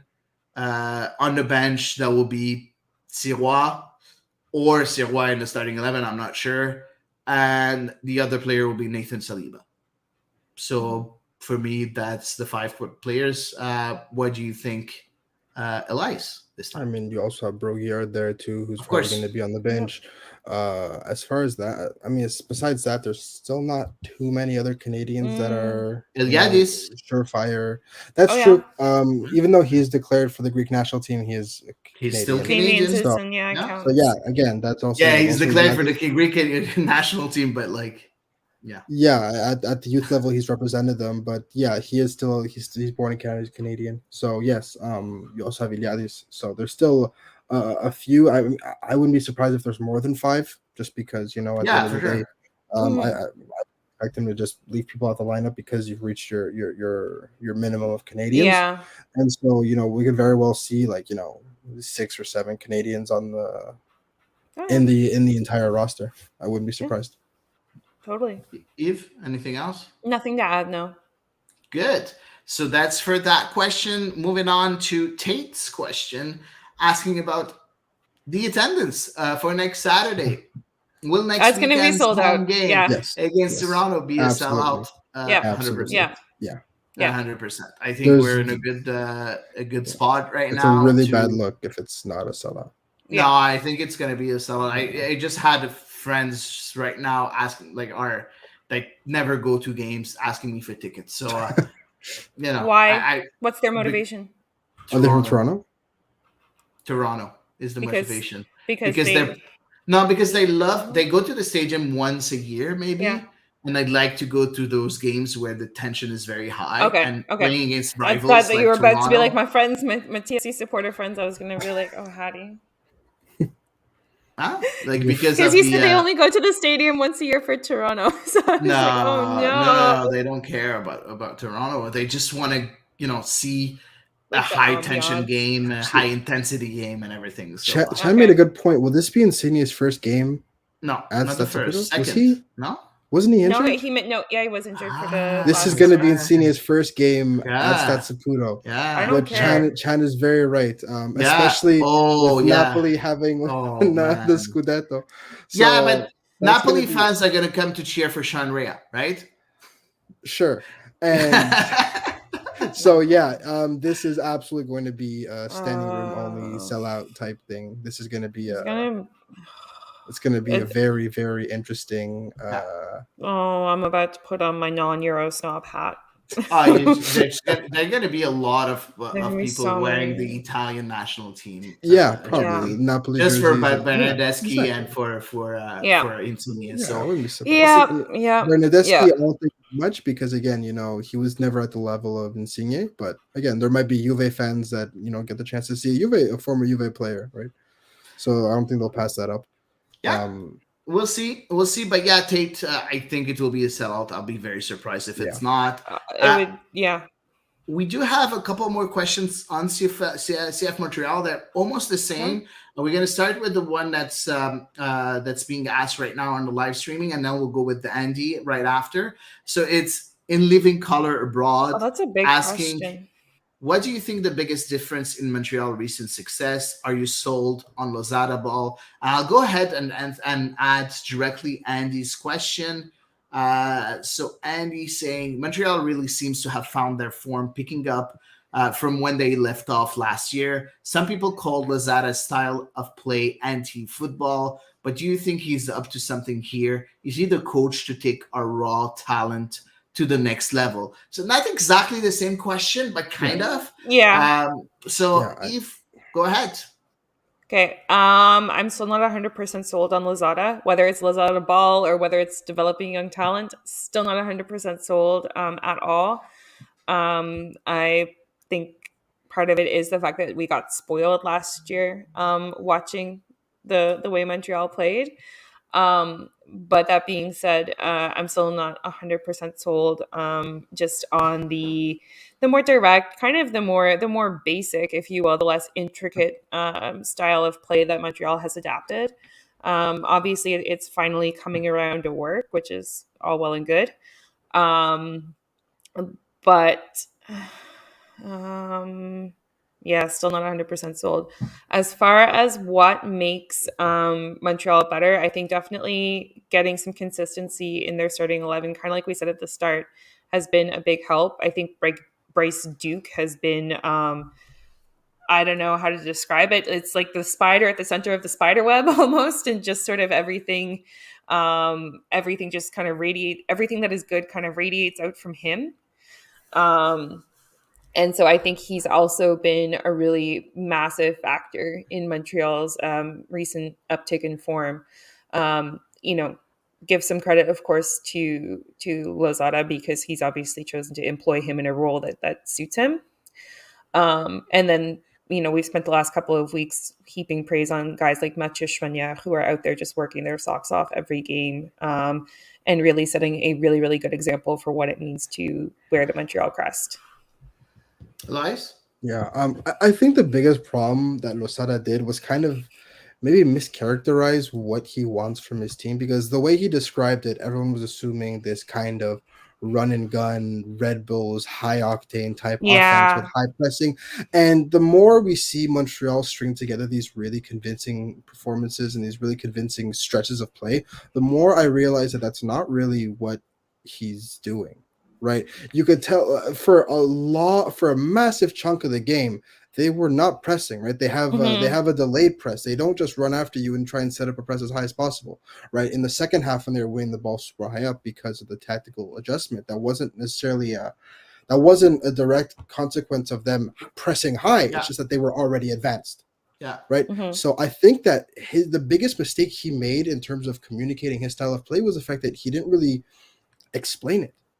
Right. Yes, there is. Yes, it's not as methodical, and it's not as possession based as Wilfried Nancy's, but it's still at its core. I do still think it's very beautiful soccer. And right, you saw it in goals against the first goal against Kansas City. You saw it in the second goal against Orlando. Right. This is still a very possession based. It's just they go different. There's a different way that they go about it now. They don't take as much time setting up, and they kind of want to maybe develop the play slowly and then find those pockets of acceleration much earlier than when they did with Nancy, right? They want to wait until the final third before they started accelerating play with Wilfried, whereas now they do it, before they even cross the half line. So I just think that it's the biggest reason that people don't know what Losada ball is yet is because he hasn't taken the time to explain it. And again, as a head coach, you are under no obligation to explain your tactics to the press or to the fans, right? So I understand that. It's just that when people asked him what his style of play was, I don't think he went into deep enough detail, right? He just said, like vertical, high pressing, high intensity. Everyone's like, okay, he's going to play. He's just like throwing out his buzzwords. Exactly. So he's like, everyone's like, oh, he's going to play like Red Bulls. It's like, no, that's not the case, right? And we're seeing it now where it's much more nuanced than what he said. And again, I can't fault him for that, because why would I, as a coach, want to sit down for, half an hour and break down the minutia of my tactical of my ideas? So I think that Losada ball, I'm sold on the idea of Losada ball. I want to see it implemented more consistently throughout a game, and I want to see them be able to do it without necessarily needing a massive adjustment like they did at halftime. I want them to go into a game and be like, we are going to play this way, and there's nothing you could do about it. Kind of like what they did in the last year, where they would just walk into any given stadium and say, this is our game now. So I think that there's potential for that, but I would like to see it more consistently implemented. Yeah. You know what? I just want to add a few things. I'm not going to repeat everything that you guys said, because I do agree with everything that you said. First of all, I just want to say, in order for us to judge if Losada is take the talent, the raw talent to the next level, we need to wait at least a season or two before being able to judge. So I'm just using my feelings as my judgment, by the way. It's just my feelings. Sorry. So just to be clear, nothing scientific.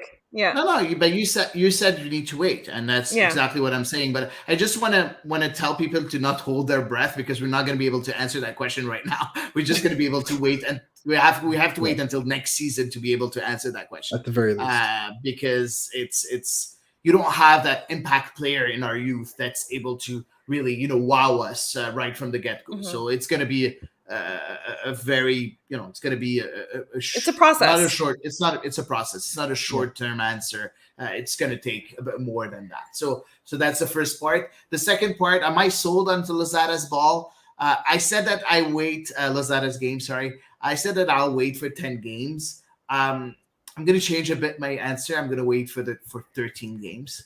I'll be able to answer this question next week I think you're after. cheating. No, because you know what, I had an answer Mm-hmm. because I'm very happy about the progress that CF Montreal made, Mm-hmm. but I'm just asking myself. I'm going to explain. I'm just asking. I love the fact that Montreal is playing with two creative midfielders. I think it's Mm-hmm. the best tactical formation that we've used, and that's the most adapted for that squad. Mm-hmm. Now, with the return of Romel Kyoto and looking at what Losada did in yesterday's game, he removed those two creating midfielder and he put Romel Kyoto up top next to Chinonso Ofor. Was it only for those 30 minutes? And was it Mm. only during that time that he needed to have that extra push forward? Or is it going to be something that he's going to install for the rest of the year or for the next few games? Mm-hmm. Or is it only for this game and he's going to put only Romel Kyoto up top with two creative midfielders behind him? So for me, that's why I'm not ready to answer, because it's the first time that we see Lozada having, all the players, most of the players here and ready to play. So I want to give him that shot before taking a decision. Am I sold or not? Okay. But yeah, and of course, results are going to be very important. But I'm not going to base my answer on results only. That is more the tactical shape and how he's going to be able to adjust with all the players that are available right now. And I think that's going to be the most important. I would love to see Bryce Duke and Matko Miljevic up front behind Romel Kyoto. I think that would be wow. That would be really wow. So hopefully we'll see that. So I hope that we answer your questions, guys. Andy and Living Color Abroad. I know he asked if we were going to answer his question. We did, so that's pretty good. So I think we have another. Yeah, we do have another Robbie. question from Robbie. So go ahead with Robbie's question. Will Lassie just be a sub going forward? Do you mind if I start answering myself? Go for it. All yours. For me, again, I said that I prefer Lassiter as the left wing back. Mm-hmm. What I like about Lassie is that he's going to be the new Mathieu Chouanière. He's going to be that player that can go into different positions and help the squad. So he can play it as a right wing back. He can play as a left wing back, but he can also play up front behind a striker.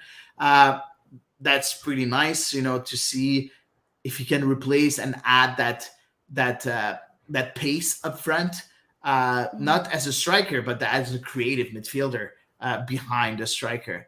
That could be very interesting because he can play on the right or on the left too, even if he's not going to be in a winger role, but he's going to be able to slot in there too. So yes, for me, he will be a sub, but not a sub as in out of the starting 11.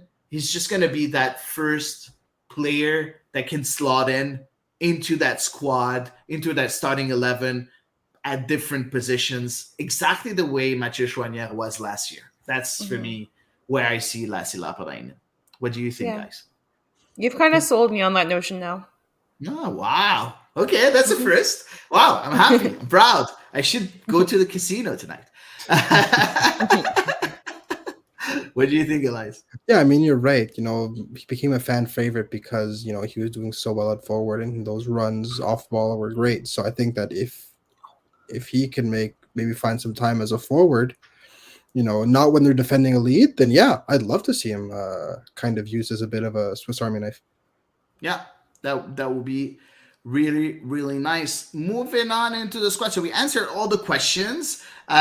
So it's time that we talk about our other subjects and segments. We don't have a lot, so it's not going to be long discussions. First of all, Canada Soccer announced a new front office, and of course, Project 8, the league that was introduced by Diana Matheson and Thomas Gilbert, was finally accepted as a professional league. So talking about the new front office, we do have the confirmation that Charmaine Crooks is now not the interim president anymore. She is president elected. We do have, she's the 36th president of Canada Soccer, and of course the first woman the first woman and the first woman of color to lead the organization in the 111-year history of Canadian soccer. So that's the first thing. Of course, there are other new members that were appointed. We see Paul Claude Leberube as vice president, Kona Walchuk as director for Alberta and Northwest Territories, Don Story for director Saskatchewan, Manitoba, and Nunavut, Dino Rossi, that was in League One Ontario, that was elected as a director for Ontario, and both Kelly Brown and Dominique Gregoire as independent directors. At the same time, that great news for Canadian soccer with Project 8 being accepted as a professional soccer league, of course, women soccer league. Eve, tell us about those two things. I know you were very... Making my face, yeah. No, you weren't very happy when Charmaine Crooks was named as an interim president. She is now confirmed. What do you think about that? And of course, at the same time, Project 8 being at last approved by Canada Soccer is a big news. Yeah, I'll start with Project 8 because this makes me happier.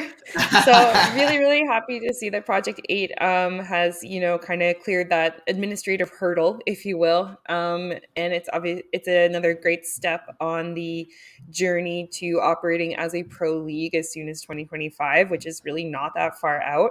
So I'm glad that it was done pretty quickly, given that it's only been a few months since the league itself was actually announced. So that is good news, and I'm glad if the annual general meeting was part of getting that done, then I'm really glad it got done.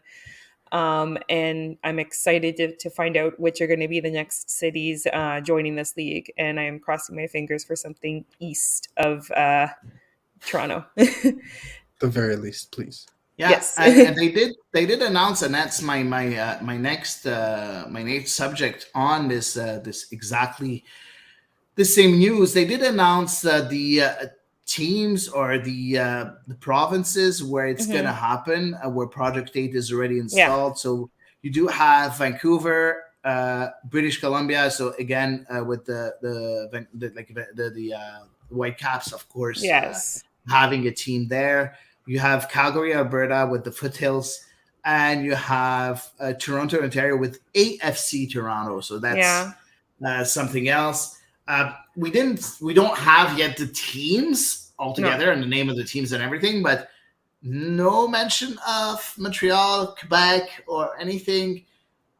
Will it be a big fail again for Canada Soccer not being able to have a team in the Canadian Premier League for men and in Project 8 for women, Elias?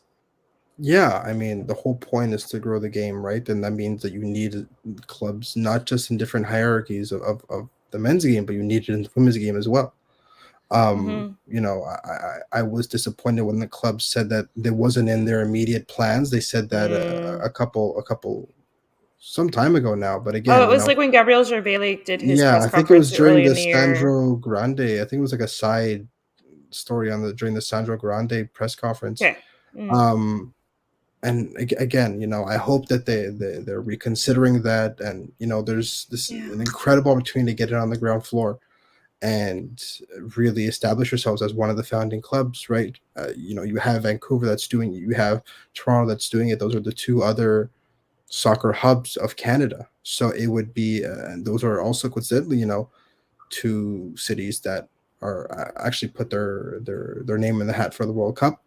And it's going to be massively disappointing to see that Montreal once again would not be, one of these people investing in the game as a whole, right? Be it from the club, be it from someone else in Montreal. I personally would, yes, of course, I'd love to see it, but it's also it's such a necessary next step for the future of the game that I don't see a step other than this for growing the women's game, right? Yeah. Go ahead, Eve. You had something to say. No, it's just unfortunately Like, and believe me, it pains me to say this.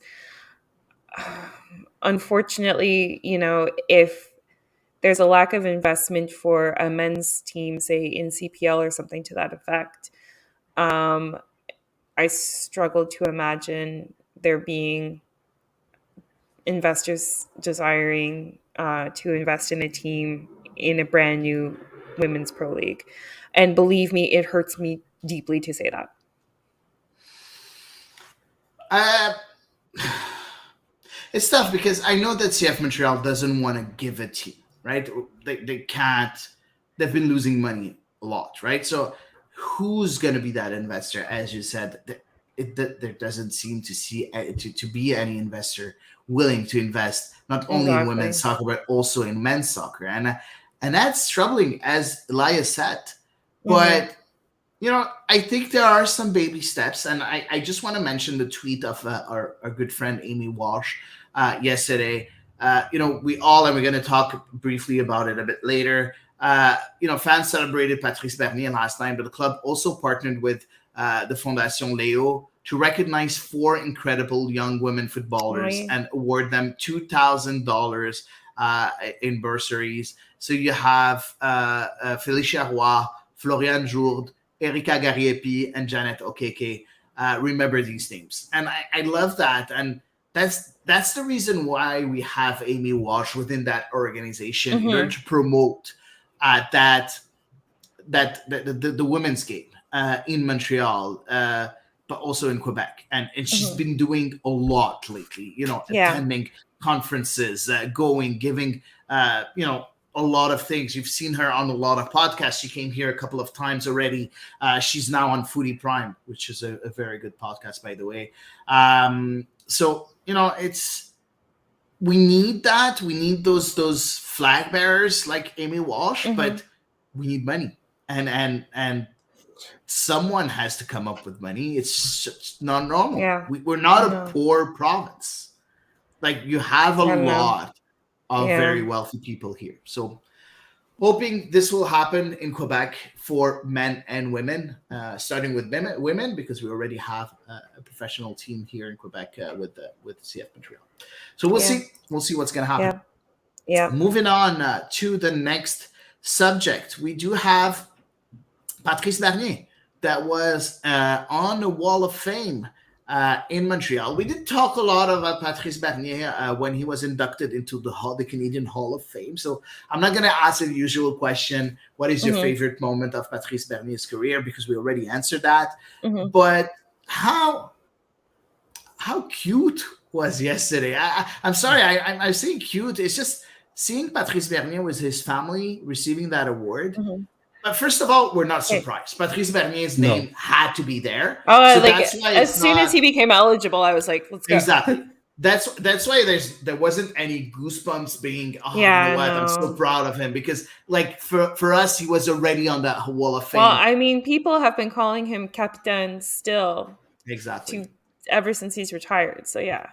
Exactly. But, him being there with his family, I don't know. That gave me goosebumps. It was heartwarming, I think, is a word, maybe like a little more emphasis than cute. It was heartwarming to see. It was touching. It was really, really nice. Tomato. It was a beautiful sight to see them.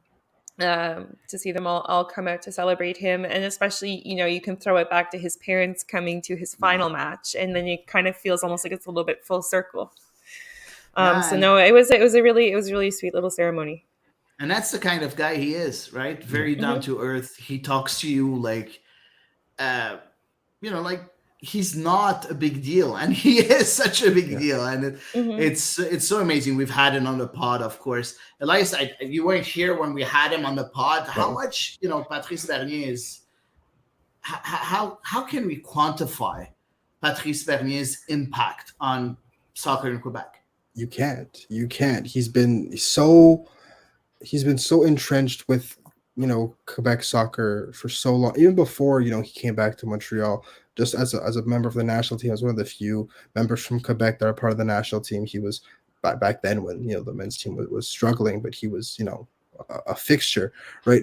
When he got to the club for the second time, I was like 13 or 14 years old. So he was really, one of the mainstays of my formative years getting into soccer, right? Because when you're 8, 9, 10 years old, you enjoy soccer, but it's kind of fleeting, right? I mean, I do remember them winning the USL championship, but like again, that is a fleeting memory, right? My soccer memories begin mostly with the MLS era, just because of how old I was, and he was the one constant. So it's impossible, and there's so many other people, my age who it's so impossible to picture a club without Patrice Bernier as either one of the best players or the captain or one of the biggest ambassadors. So it's impossible for me to quantify how much he means both to me as a soccer fan, but also just as a province who loves soccer. So I cannot say enough nice things about Patrice Bernier. Again, he's one of the first people, when I first started covering the team, that spoke to me like a peer, which, was surreal. I sat next to him in the locker room before the Media versus Legends game, and that was kind of like I blacked out a little bit. But he's just all around just an incredibly cool guy. And watching that video tribute at the stud, I got a little choked up because you remember all these moments that he was there and he was so important for this club on so many different occasions. So yeah, I mean, it's impossible to verbalize just what he means to not just me, but the entire community. 100%. So interesting. I think we covered everything we wanted to cover this week. We do have social media though. So Elias, I'll let you start social media. But first of all, let's go with the jingle.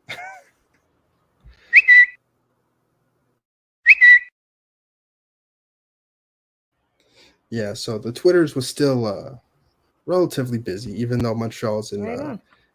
Speaking of which, right, this is in response. This is a tweet from Louis Collat, who's one of the main people at 1642 Montreal. So if you go to any of those watch-alongs, he's always there. But the tweet says Captain Kirk isn't available, greatest captain of all time, and then the response is no other answers accepted. We've spoken so many times about just what Patrice Bernier means and what his importance, but who of this current crop of players now, who do you think, Samuel Piette is one of the people that comes to mind, but who do you think has the best chance of ending up on that wall alongside him? Oh, Samuel Piette. Wow. Oh my God. Samuel Piette is like his name is pre-engraved. I'm quite confident they've already carved it out. Yeah. Is that pretty much the unanimous response? Like, do I have to give one name or like? Do you have more than just Sam? Yeah, I do. I think Mathieu Choinière could be on there if he continues with the club and continues on growing with the club, because he's had a good season last year, a very good season the year before, and this year he's doing very well at the beginning of the season. So if he continues on having a good impact on this team and stays with the team for 3, 4, 5, 6, 7 years, I think his name will be up there. I could say exactly the same for Jonathan Sirois. It's very early in his career yet. Yeah. But if he stays with the club because we do have the potential of seeing Jonathan Sirois stay with the club for his whole career. Yeah, that's possible. If Montreal stays a team, if he doesn't have interest from Europe, I would doubt very much that we see interest from Europe for a goalkeeper. I would be very surprised. Usually, they would have already come knocking by this point. To be incredible, Matt Turner, like August Luna. Or you have to go to very lower leagues, and I think that we'll see Sirois stay here for a while. Well, I could also see Mathieu Choinière being a one club man. I would not be surprised, right? He loves the city from the academy. Neither would I. Yeah. And he's not young anymore, right? He's still relatively young, but he's not a youth player anymore, right? So I could see him, setting his roots here and staying here for his career. And then after that point, I 100% agree that, he's probably going to end up on that wall. Yeah. Chan mentioned Laurent Simon as an option. Laurent Simon. I don't think he played. He played. Did he play 100 5 games? years? I don't think he played the 100 games. No, I don't he? think he did. No, we said it last time. I think he played 91, if I remember correctly. But I think he played. Was I here? Did that happen? Yeah, for the quiz. Oh, right, for the quiz, yes, right? Quiz that I absolutely definitely won. No, you didn't. Okay. No, no, you don't want to get into a fight about trivia with me. It's like the one. Well, I one lived, arena. Yeah, he played 107 well guys. aware. He played 107 games, so he is eligible. But no, I won't. If you put Laurent Simon's name there should be a lot of players. Yeah. Asun Camara could be someone that could. I think he has a better shout than Laurent Simon. Yeah. I mean, again, it depends on what Laurent Simon does as an assistant coach. It depends on that's true. I don't think immediattle right now but he's a shoo-in, but again, if he stays with the club for it's playing days. Wall of Fame is only as a player, not. I wonder though, if ever there was a coach who did won the MLS Cup and the Champions League and blah blah. I wonder if they would maybe adjust the rules, but that's hypothetical, aggressively hypothetical. Anyway. Yeah, maybe. So we'll see. We'll see what's going to happen in the future on this Wall of Fame. Yeah. All right. Next up. This is from Ali K. I really like Jean Ray's spirit and determination, but he's not MLS ready. It's difficult in physical duels. The guy has to gain some muscle mass.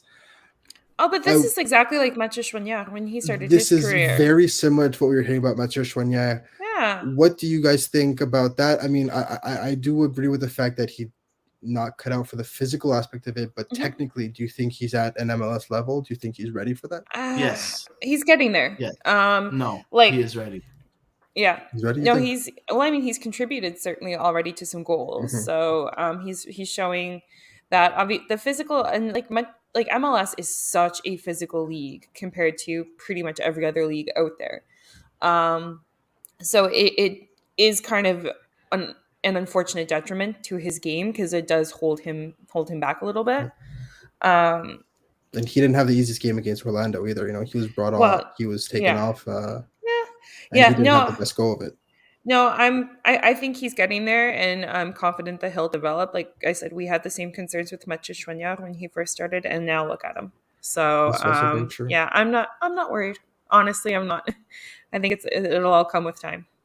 Hady, are you worried about the physicality of it, or do you think that's something that'll just he has to grow into? Listen, I just want to answer exactly what. Okay, Jean Ray is playing as a starter. He's not supposed to be a starter. It's too early in his career to be a starter. So is he MLS? For me, is he MLS ready? That means should he be in the MLS roster? And for me, it's 100%. He should be in the MLS roster. Should he be in the starting 11? No. He's not ready to be in the starting 11, but he is ready to be in MLS. He is ready to contribute. I was trying to find the stats for Mathieu Choinière, and I think he has already 2 assists, if I'm not mistaken. Yeah, he has 2 assists right now, and he scored a goal in the Canadian Championship already. So for me, please do not tell me he's not ready if he's able to contribute offensively. If he's not able to stay within the game and to keep up with the physical challenges, I agree, because he's not ready to be a starter.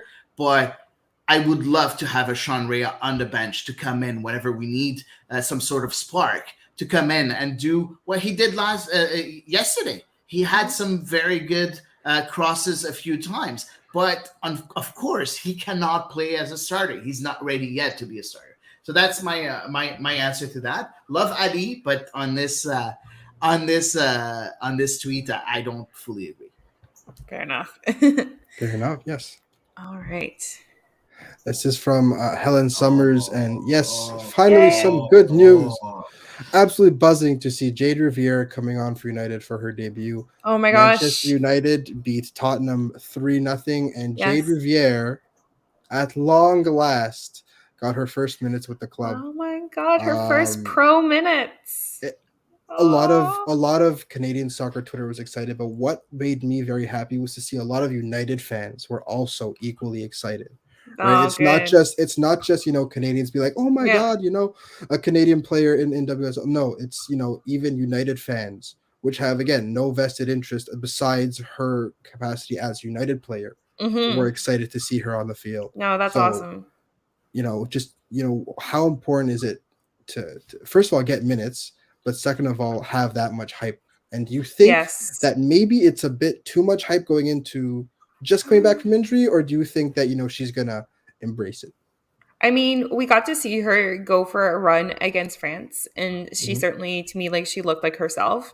So I'm like, for Manchester United fans, I'm guessing they didn't watch that game unless they were really invested in following their Jake players. Riviere, yeah. Look, I've done weirder things. Okay, I watched like I want to say I watched like oh my god, what random countries have I watched because of Montreal? So um Fair, yeah, fair. that being said, I I mean, she's really young. She's so promising as a player. So I think it's super normal that they are as hyped as they are about her. And I'm so happy. I was really worried because, of course, we saw Adrian and Leon did not get minutes, like really struggled to get minutes under this coach, and so there is a big part of me that remains worried about that for Jade Riviere. So I'm kind of like watching out of the side of my eye a little bit. I'm so happy. I just want to say that it's not, of course, not first minute in the professional word because she's played with the national team, of No, course, but like No, but at like at a club level. club, Yeah, at yeah. yeah. club level. So I just want to make sure that we're on the same page. But yeah, no, Mhm. it's so deserved for Jade Rivera. I'm so happy for her. Hopefully, she'll be able to be a starter Mhm. with Manchester United. So hopefully, we'll see that in the next few weeks, month. Mhm. To the next one. Okay.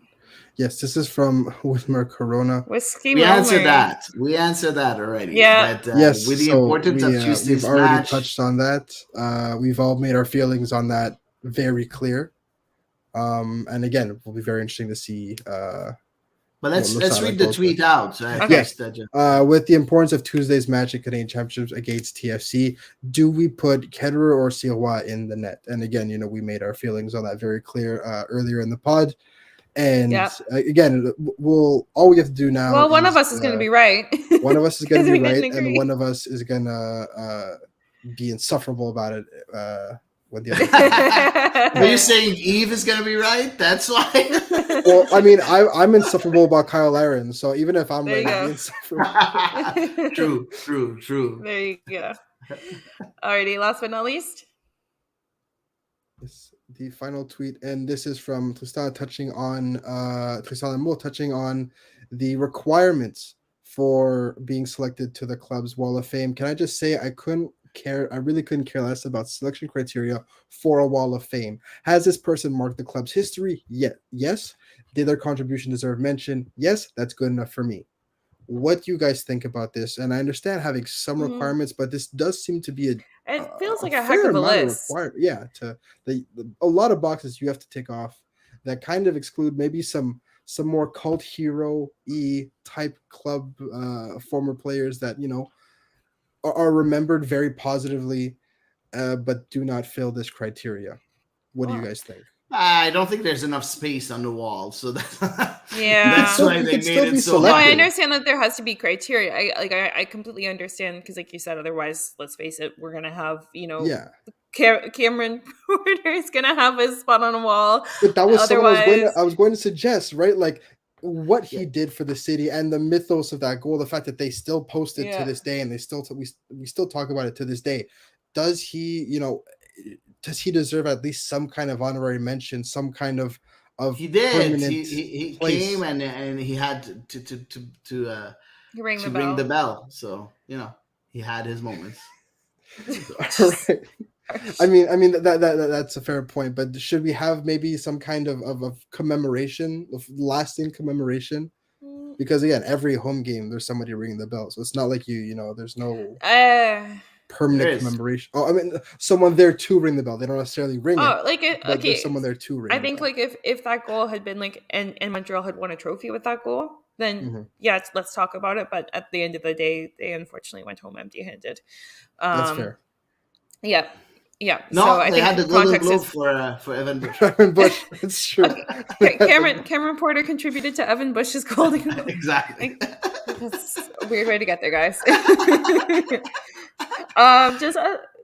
no, the criteria are weird and random.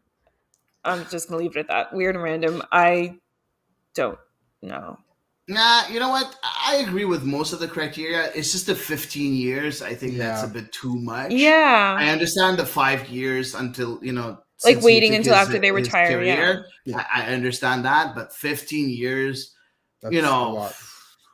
That's too much. I think that's too much. Yeah, exactly. I agree. Because I think for Nacho Piatti to be on there, because he is going to be on there. Oh, absolutely. Obviously. Yeah. When is it going to be? In 2038? I don't know. It's going to be crazy.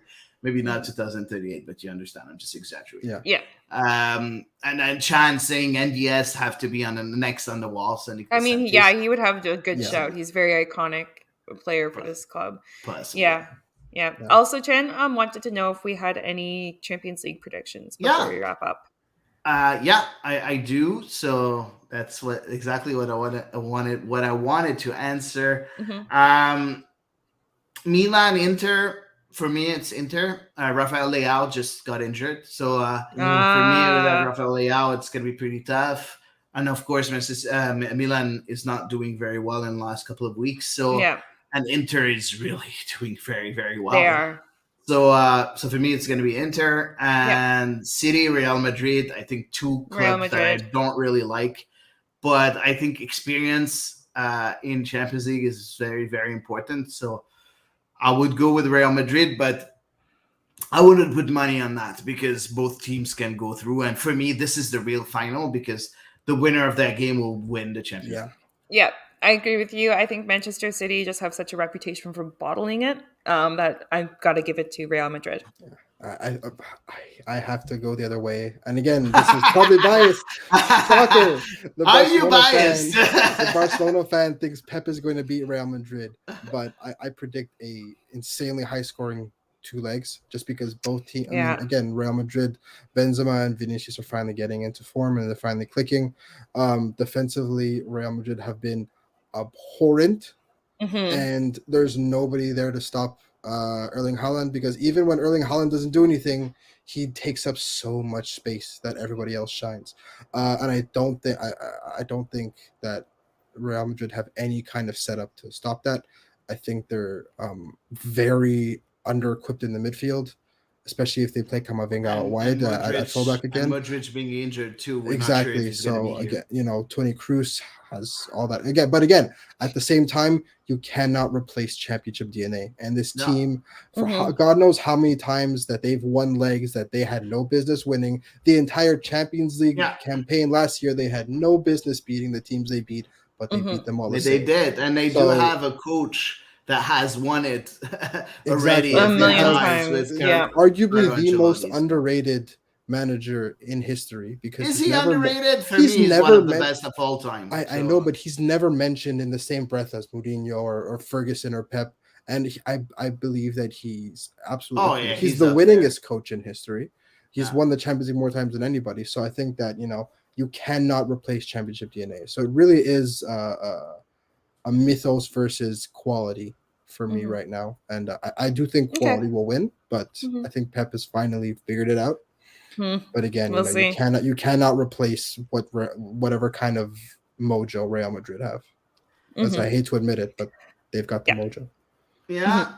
Let's wait and see what's going to happen with CF Montreal, with Canada soccer, with European soccer, with everything.